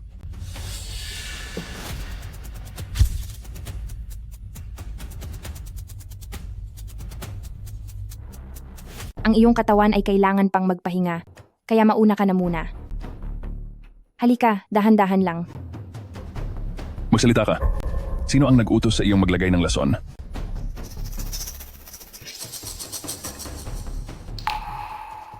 Ayaw mong magsalita. Kung hindi ka magtatapat, tatawag ako ng 911 at ipakukulong kita. Amo, napilitan lang din po ako. Ang ginang po ang nag-utos sa akin na gawin ito. Ano ang ibig sabihin nito? Mahal, nawala lang ako sa sarili, ginawa ko lang ito para sa mga bata, para sa ikabubuti ng pamilyang Wen. Ayaw kong malungkot si Ningning at natatakot din ako na baka hindi mapamahala ang mabuti ni Tangtang ang klinika. Pangako, hindi ko na po ito uulitin. Sige na. Tahan na. Alam kong para sa ikabubuti ng pamilyang Wen ang ginawa mo. Ngunit, huwag mo na itong uulitin. Malinaw na ang lahat, maaari ka nang lumabas. Opo, mahal na amo. Kaya ganito na lang iyon, tapos na. Hindi mo man lang tinanong ang panig ko, at ang pangyayaring ito ay matatapos na lang ng ganoon? Ang iyong tita Yang ay nag-aalala lang sa ikabubuti ng pamilyang Wen na klinika. Kapag ang klinika ay napunta sa iyong mga kamay at nasira ang reputasyon nito, gusto mo bang lahat ng tao ay kutyain ka at siraan ang iyong pagkatao? Kaya naman, ang tagapagmana ng pamilyang Wen na klinika ay si Wen Chuning.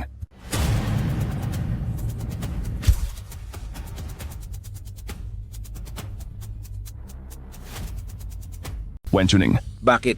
Gayong malinaw na si eldest Miss Wen ang nanalo sa kompetisyon, bakit ang tagapagmana ay si ikalawang binibining Wen na naman? Wala rin palang silbi kahit lumaban pa. Isa ka lang namang trabahador.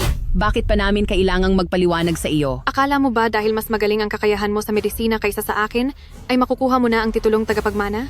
Ako ang pinakamahal na anak ni Papa, at ang pagiging tagapagmana ay para sa akin lang. Pa, sigurado po ba kayo na talagang kakampihan nyo ang mag-inang iyan? Anong kakampihan? Ginagawa ko ito para sa ikabubuti ng klinika ni pamilyang Wen. Wala kang mga koneksyon at hindi mo rin alam kung paano mamahala. Kung mapupunta sa kamay mo ang klinika, anong magandang mangyayari? Sige, iyan ang sabi nyo. Nakikiusap ako sa lahat ng mga panauhing narito na saksihan ang mangyayari. Mula sa araw na ito, ako, si Wen Tangtang, ay puputol na ng ugnayan kay pamilyang Wen, wala na tayong relasyon. At simula ngayon ay wala na tayong kinalaman sa isa't isa. Suwail kang anak. May lakas ka ng loob na talikuran ang sarili mong pamilya. Pinuno ng pamilyang Wen. Ngayong araw na ito ay tapos na. Talagang puputulin ko na ang lahat.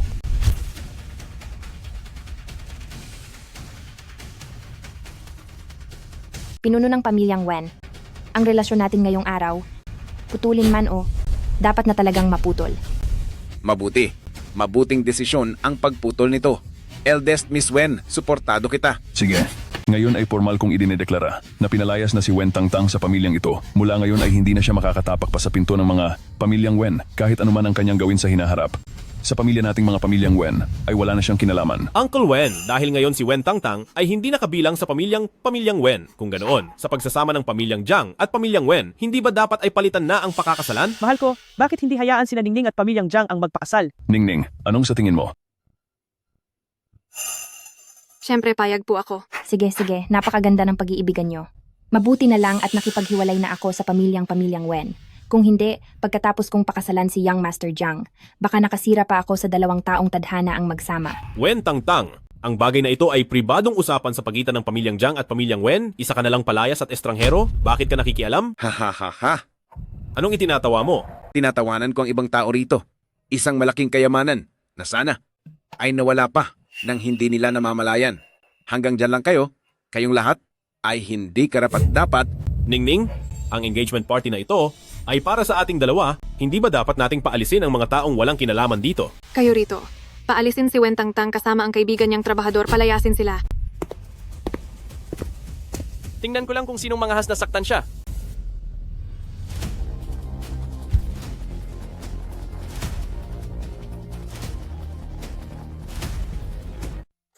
Tingnan ko lang kung sinong mga has na lumapit sa kanya.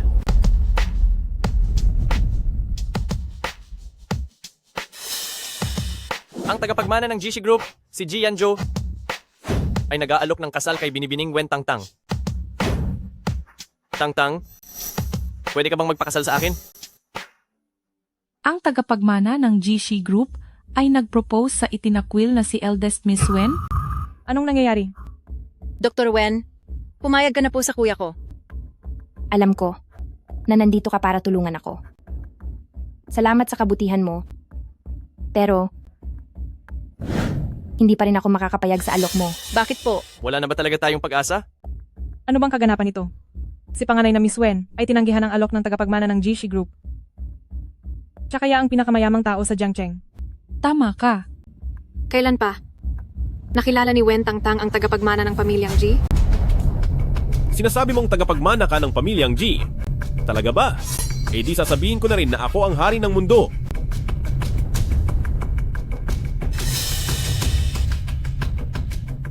Nakita ko na siya sa isang party dati. Kamukha nga siya ng batang amo ng pamilyang G. Pero, hindi ba't ang batang amo ng pamilyang G ay may hinahanap na babaeng mahal niya? Bakit siya nag-propose kay panganay na Miss Wen? Posible kayang si panganay na Miss Wen ang matagal na niyang minamahal?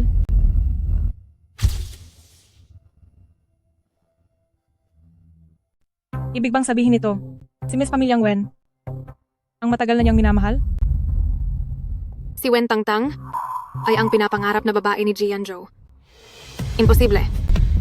Si Wen Tangtang, na isang taong hindi man lang nakapagtapos ng kolehiyo, paano niya makikilala ang tagapagmana ng pamilyang G?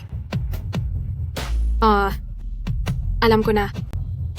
Siguradong nilandi mo si Jianzhou at gumawa ng paraan para mapalapit sa kanya.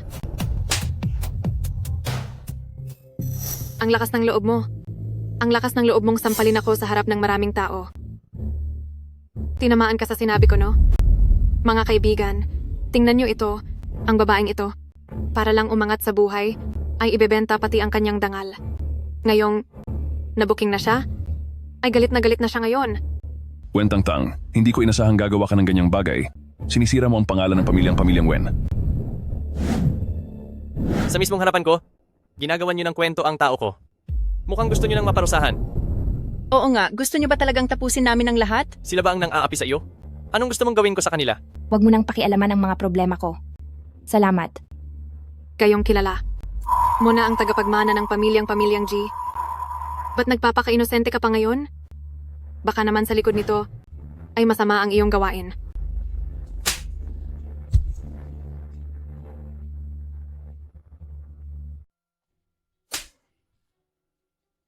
Walang hiya ka. Ako ang second young mistress ng pamilyang Wen. Anong karapatan mong saktan ako? Oh, ikaw pala ang second young mistress ng pamilyang Wen. Akala ko pa naman kung saang ospital galing ang baliw na babaeng ito. Ikaw.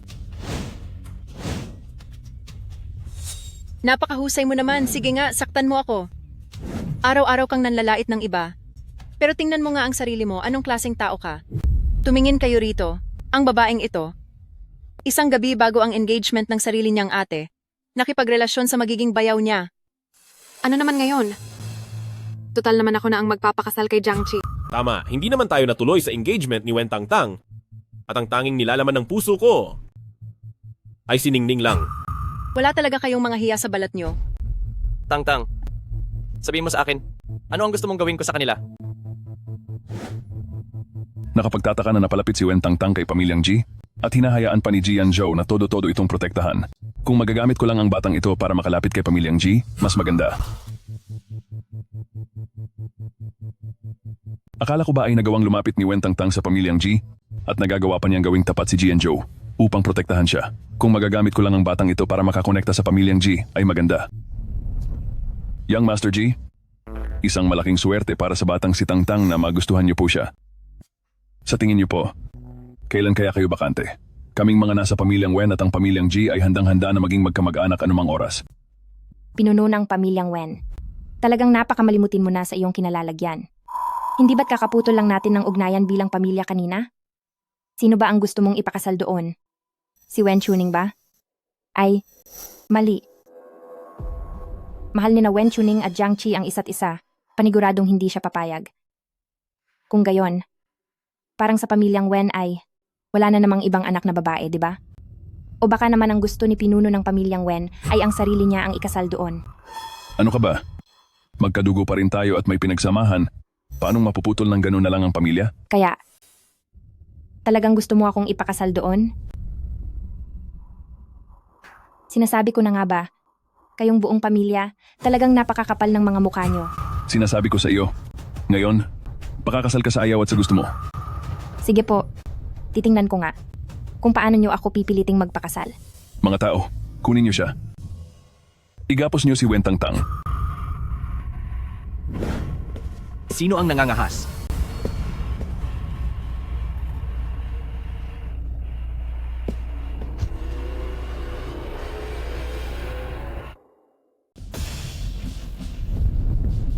Hindi ba ito ang grupong nakita natin kahapon sa klinika? Ito ang Vice-Decanosan ng Ospital ng Jintang. Bakit siya narito? Dahil ito sa pamilyang Wen at Jiang. Sino ang may kakayahang mag-imbita sa kanya? Vice-Decano-san, Vice-Decano-san, akala ko po ay hindi kayo makakarating ngayon. Director Lee, kung hindi ako pupunta, di ang ating head doctor ay baka kung ano nang nangyari sa kamay ng iba? Kapag kumalat ito, mapapahiya ang ating ospital. Tama po kayo. ang trabahador na nakakausap ni Vice-Decano-san ay si Director Lee talaga? Kung ganoon, sino naman ang head doctor? Bakit ka nandito? Narinig ko mula kay Director Lee na araw ng iyong engagement ngayon. Kaya naman, naghanda ako ng regalo para batiin po kayo.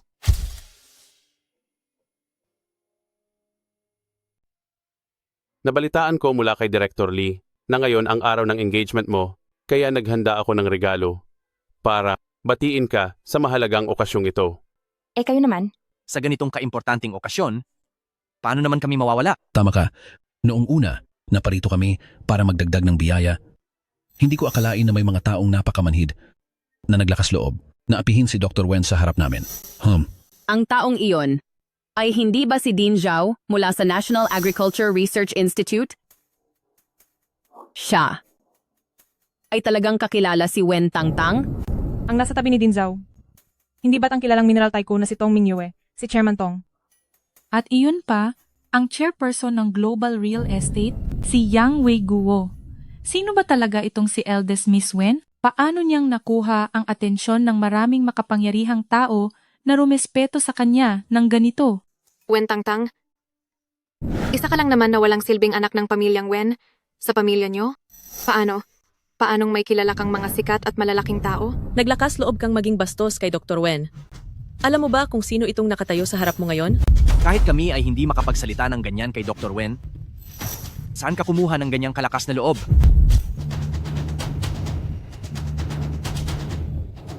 Kahit kami ay hindi nangangahas na makipag-usap kay Dr. Wen ng ganyan, saan mo nakuha ang lakas ng loob na yan?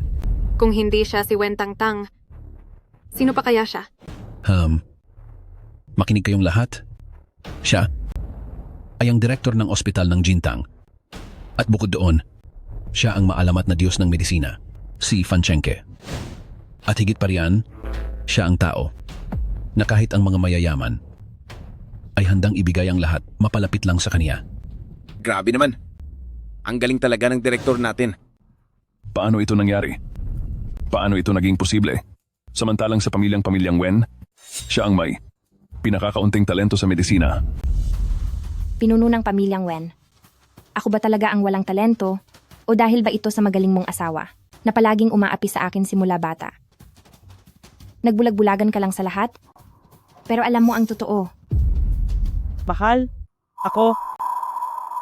Bakit gayong nakamit mo ang ganyang kalaking tagumpay? Hindi mo man lang tinulungan ang klinika ng pamilyang Wen? Dahil nabanggit mo rin lang yan, pinaalala mo sa akin. Kaya dapat ko ring sabihin, pinuno ng pamilyang Wen, napakahina talaga ng kakayahan mong mamahala. Dahil sa akin, lihim kang tinutulungan ng marami kong kaibigan. Ngunit nasa kamay mo na ang klinika ng pamilyang Wen. Ngunit hanggang ngayon, ay bagsak pa rin ang takbo nito. Ang ibig mo bang sabihin, ang klinika ng pamilyang Wen ay nakadepende lang sa iyo? Tama. Kung hindi, sa tingin mo ba, ang maliit mong klinika ay magtatagal ng ganito? Hindi ito maaari. Ang aming klinika ng pamilyang Wen. Paano mangyayari na umaasa lang sa walang kwenta kong anak?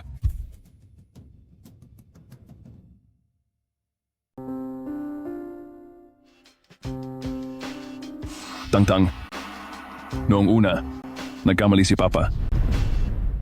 Hindi inasahan ni Papa na mayroon pala akong ganito kahusay na anak. Kung alam ko lang sana, dapat ay matagal na kitang ginawang tagapagmana. Tangtang, kung alam lang ito ng mama mo kung nasaan man siya, tiyak na magiging masaya siya para sa atin dahil mayroon tayong mahusay na anak. Hindi ba? Tama ko? Huwag mong banggitin ang mama ko. Hindi ka karapat-dapat, pero pinaalalahanan mo ako. Sa klinikang ito ng pamilyang Wen, maliwanag na pwede ko naman itong makuha ng direkta. Bakit ko pa kailangang magpakapagod na makipag-agawan sa inyo para maging tagapagmana? Anong ibig mong sabihin?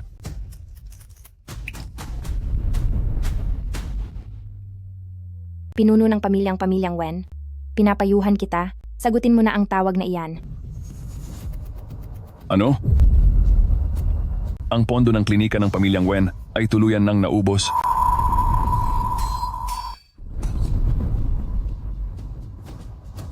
Gawain mo ito. Baka dahil sa mga kaibigan ko, narinig nilang pinutol ko na ang ugnayan sa pamilyang Wen, kaya ngayon ay ayaw na nilang saluhin ang butas sa bulsa ng pamilyang Wen. Ngayon, tingnan natin ang klinika ng pamilyang Wen na ito sa ilalim ng pamamahala mo. Kung gaano pa katagal-tatagal.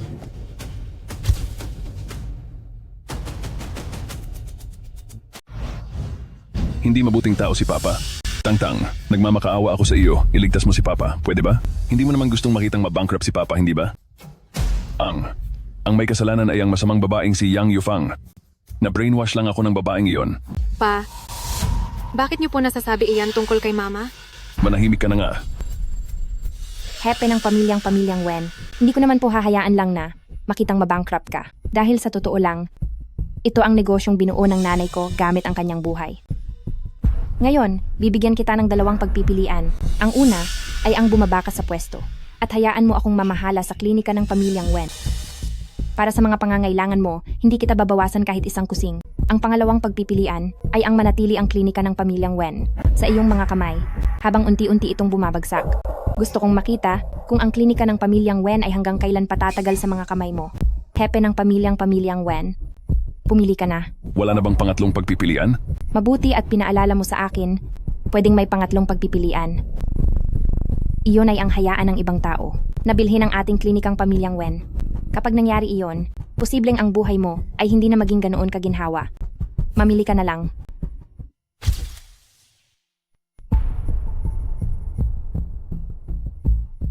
Mamili ka na lang. Pipiliin ko ang una. Pa, hindi mo po pwedeng pirmahan iyan. Umalis ka nga rito.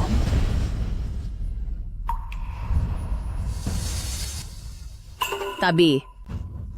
Sabi ko na nga ba, ang mapapangasawa ng anak ko ay isang taong may tunay na kakayahan. Tangtang, anong oras na? Bilisan na natin. At ituloy na ang pag-iisang dibdib. Pagkatapos nito, pipili tayo ng magandang petsa. Aunt, ikaw at si Achi ay magkakaroon ng isang napakagarbong kasalan. Tita Jiang, mukhang nakalimutan mo na. Ang selebrasyong ito ngayong araw ay tila para sa anak nyo at kay Wen Chuning. Sinisisi ko lahat kay Wen Chuning.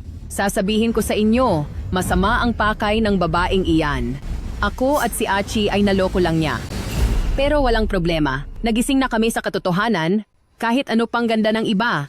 Wala pa ring hihigit sa aking manugang na si Tangtang. Oo, tama iyan. Tangtang, dapat ang nararamdaman ko sa iyo. Siya? Lahat ay kasalanan ni Wen Chuning. Na walang hiyang iyon, tinukso niya ako. Jiangchi, bakit mo nagagawang sabihin ng ganyan? Wen Tangtang, bakit hindi mo tularan ang nanay mo? At mawala na lang din? Bakit kailangan mo pa kaming guluhin ng ganito? Bantayan mo ang pananalita mo. Ayaw ko nang marinig iyan sa pangalawang pagkakataon. Dati hinahayaan ko lang kayong maging bastos sa harap ko dahil lang iyon alang-alang kay pamilyang Wen. Ngayon, para sa akin, wala nang kwenta si pamilyang Wen. Ikaw si Wen Chuning, di ba? Ngayon ay opisyal na kitang inuutusan. Ikaw ay mula sa Jintang Hospital, tinanggal na sa trabaho. Tangtang.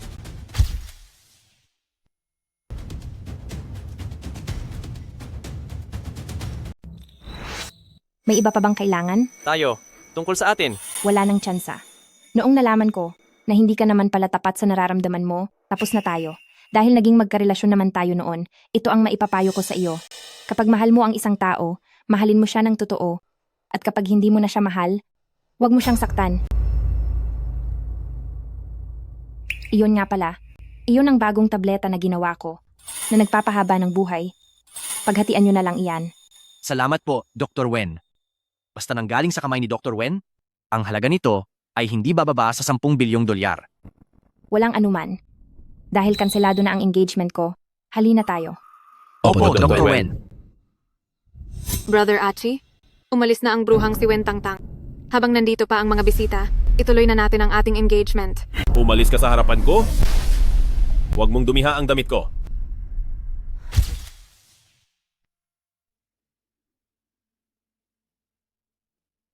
Ang Chi, anong ibig mong sabihin?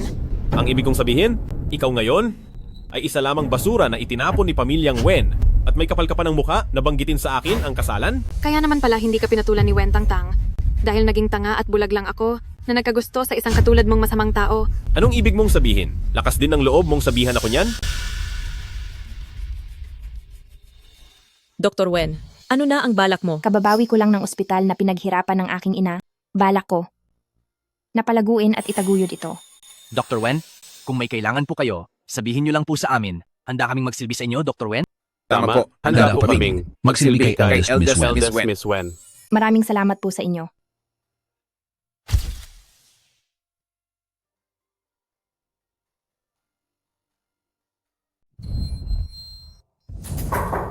Tuloy.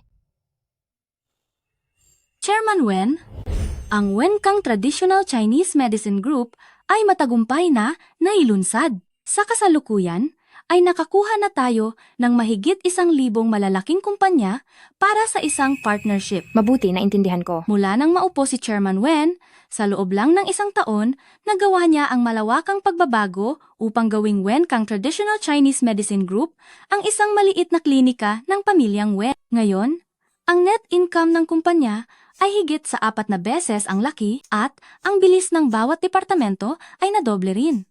Tinitingala na rin tayo ngayon bilang pamantayan ng ating mga katunggali. Huwag kang mag-alala. Ang ating kumpanya ay lalo pang uunlad sa hinaharap. Nga pala, dalhin mo rito ang financial report noong nakaraang buwan. Opo.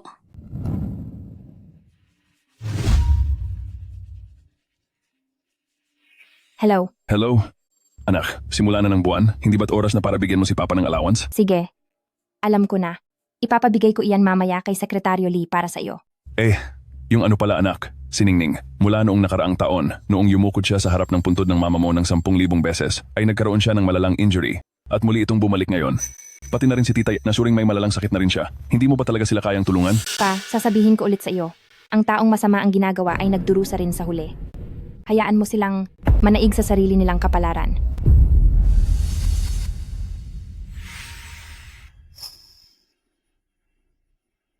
Isang taon na ang nakalipas, pero si President G ay may dala pa ring bulaklak, araw-araw na naghihintay kay Chairman Wen matapos ang trabaho, nakakamangha ang kanyang determinasyon. Tama ka. Kahit lagi siyang tinatanggihan ni Chairman Wen, ay bumabalik pa rin siya araw-araw. Kahit gaano pagabihin si Chairman Wen, nariyan pa rin siya. Kung mayroon lang din sana akong isang manliligaw na ganyan. Magandang araw po, Chairman Wen. Magandang araw po, Chairman Wen. Kumusta kayo?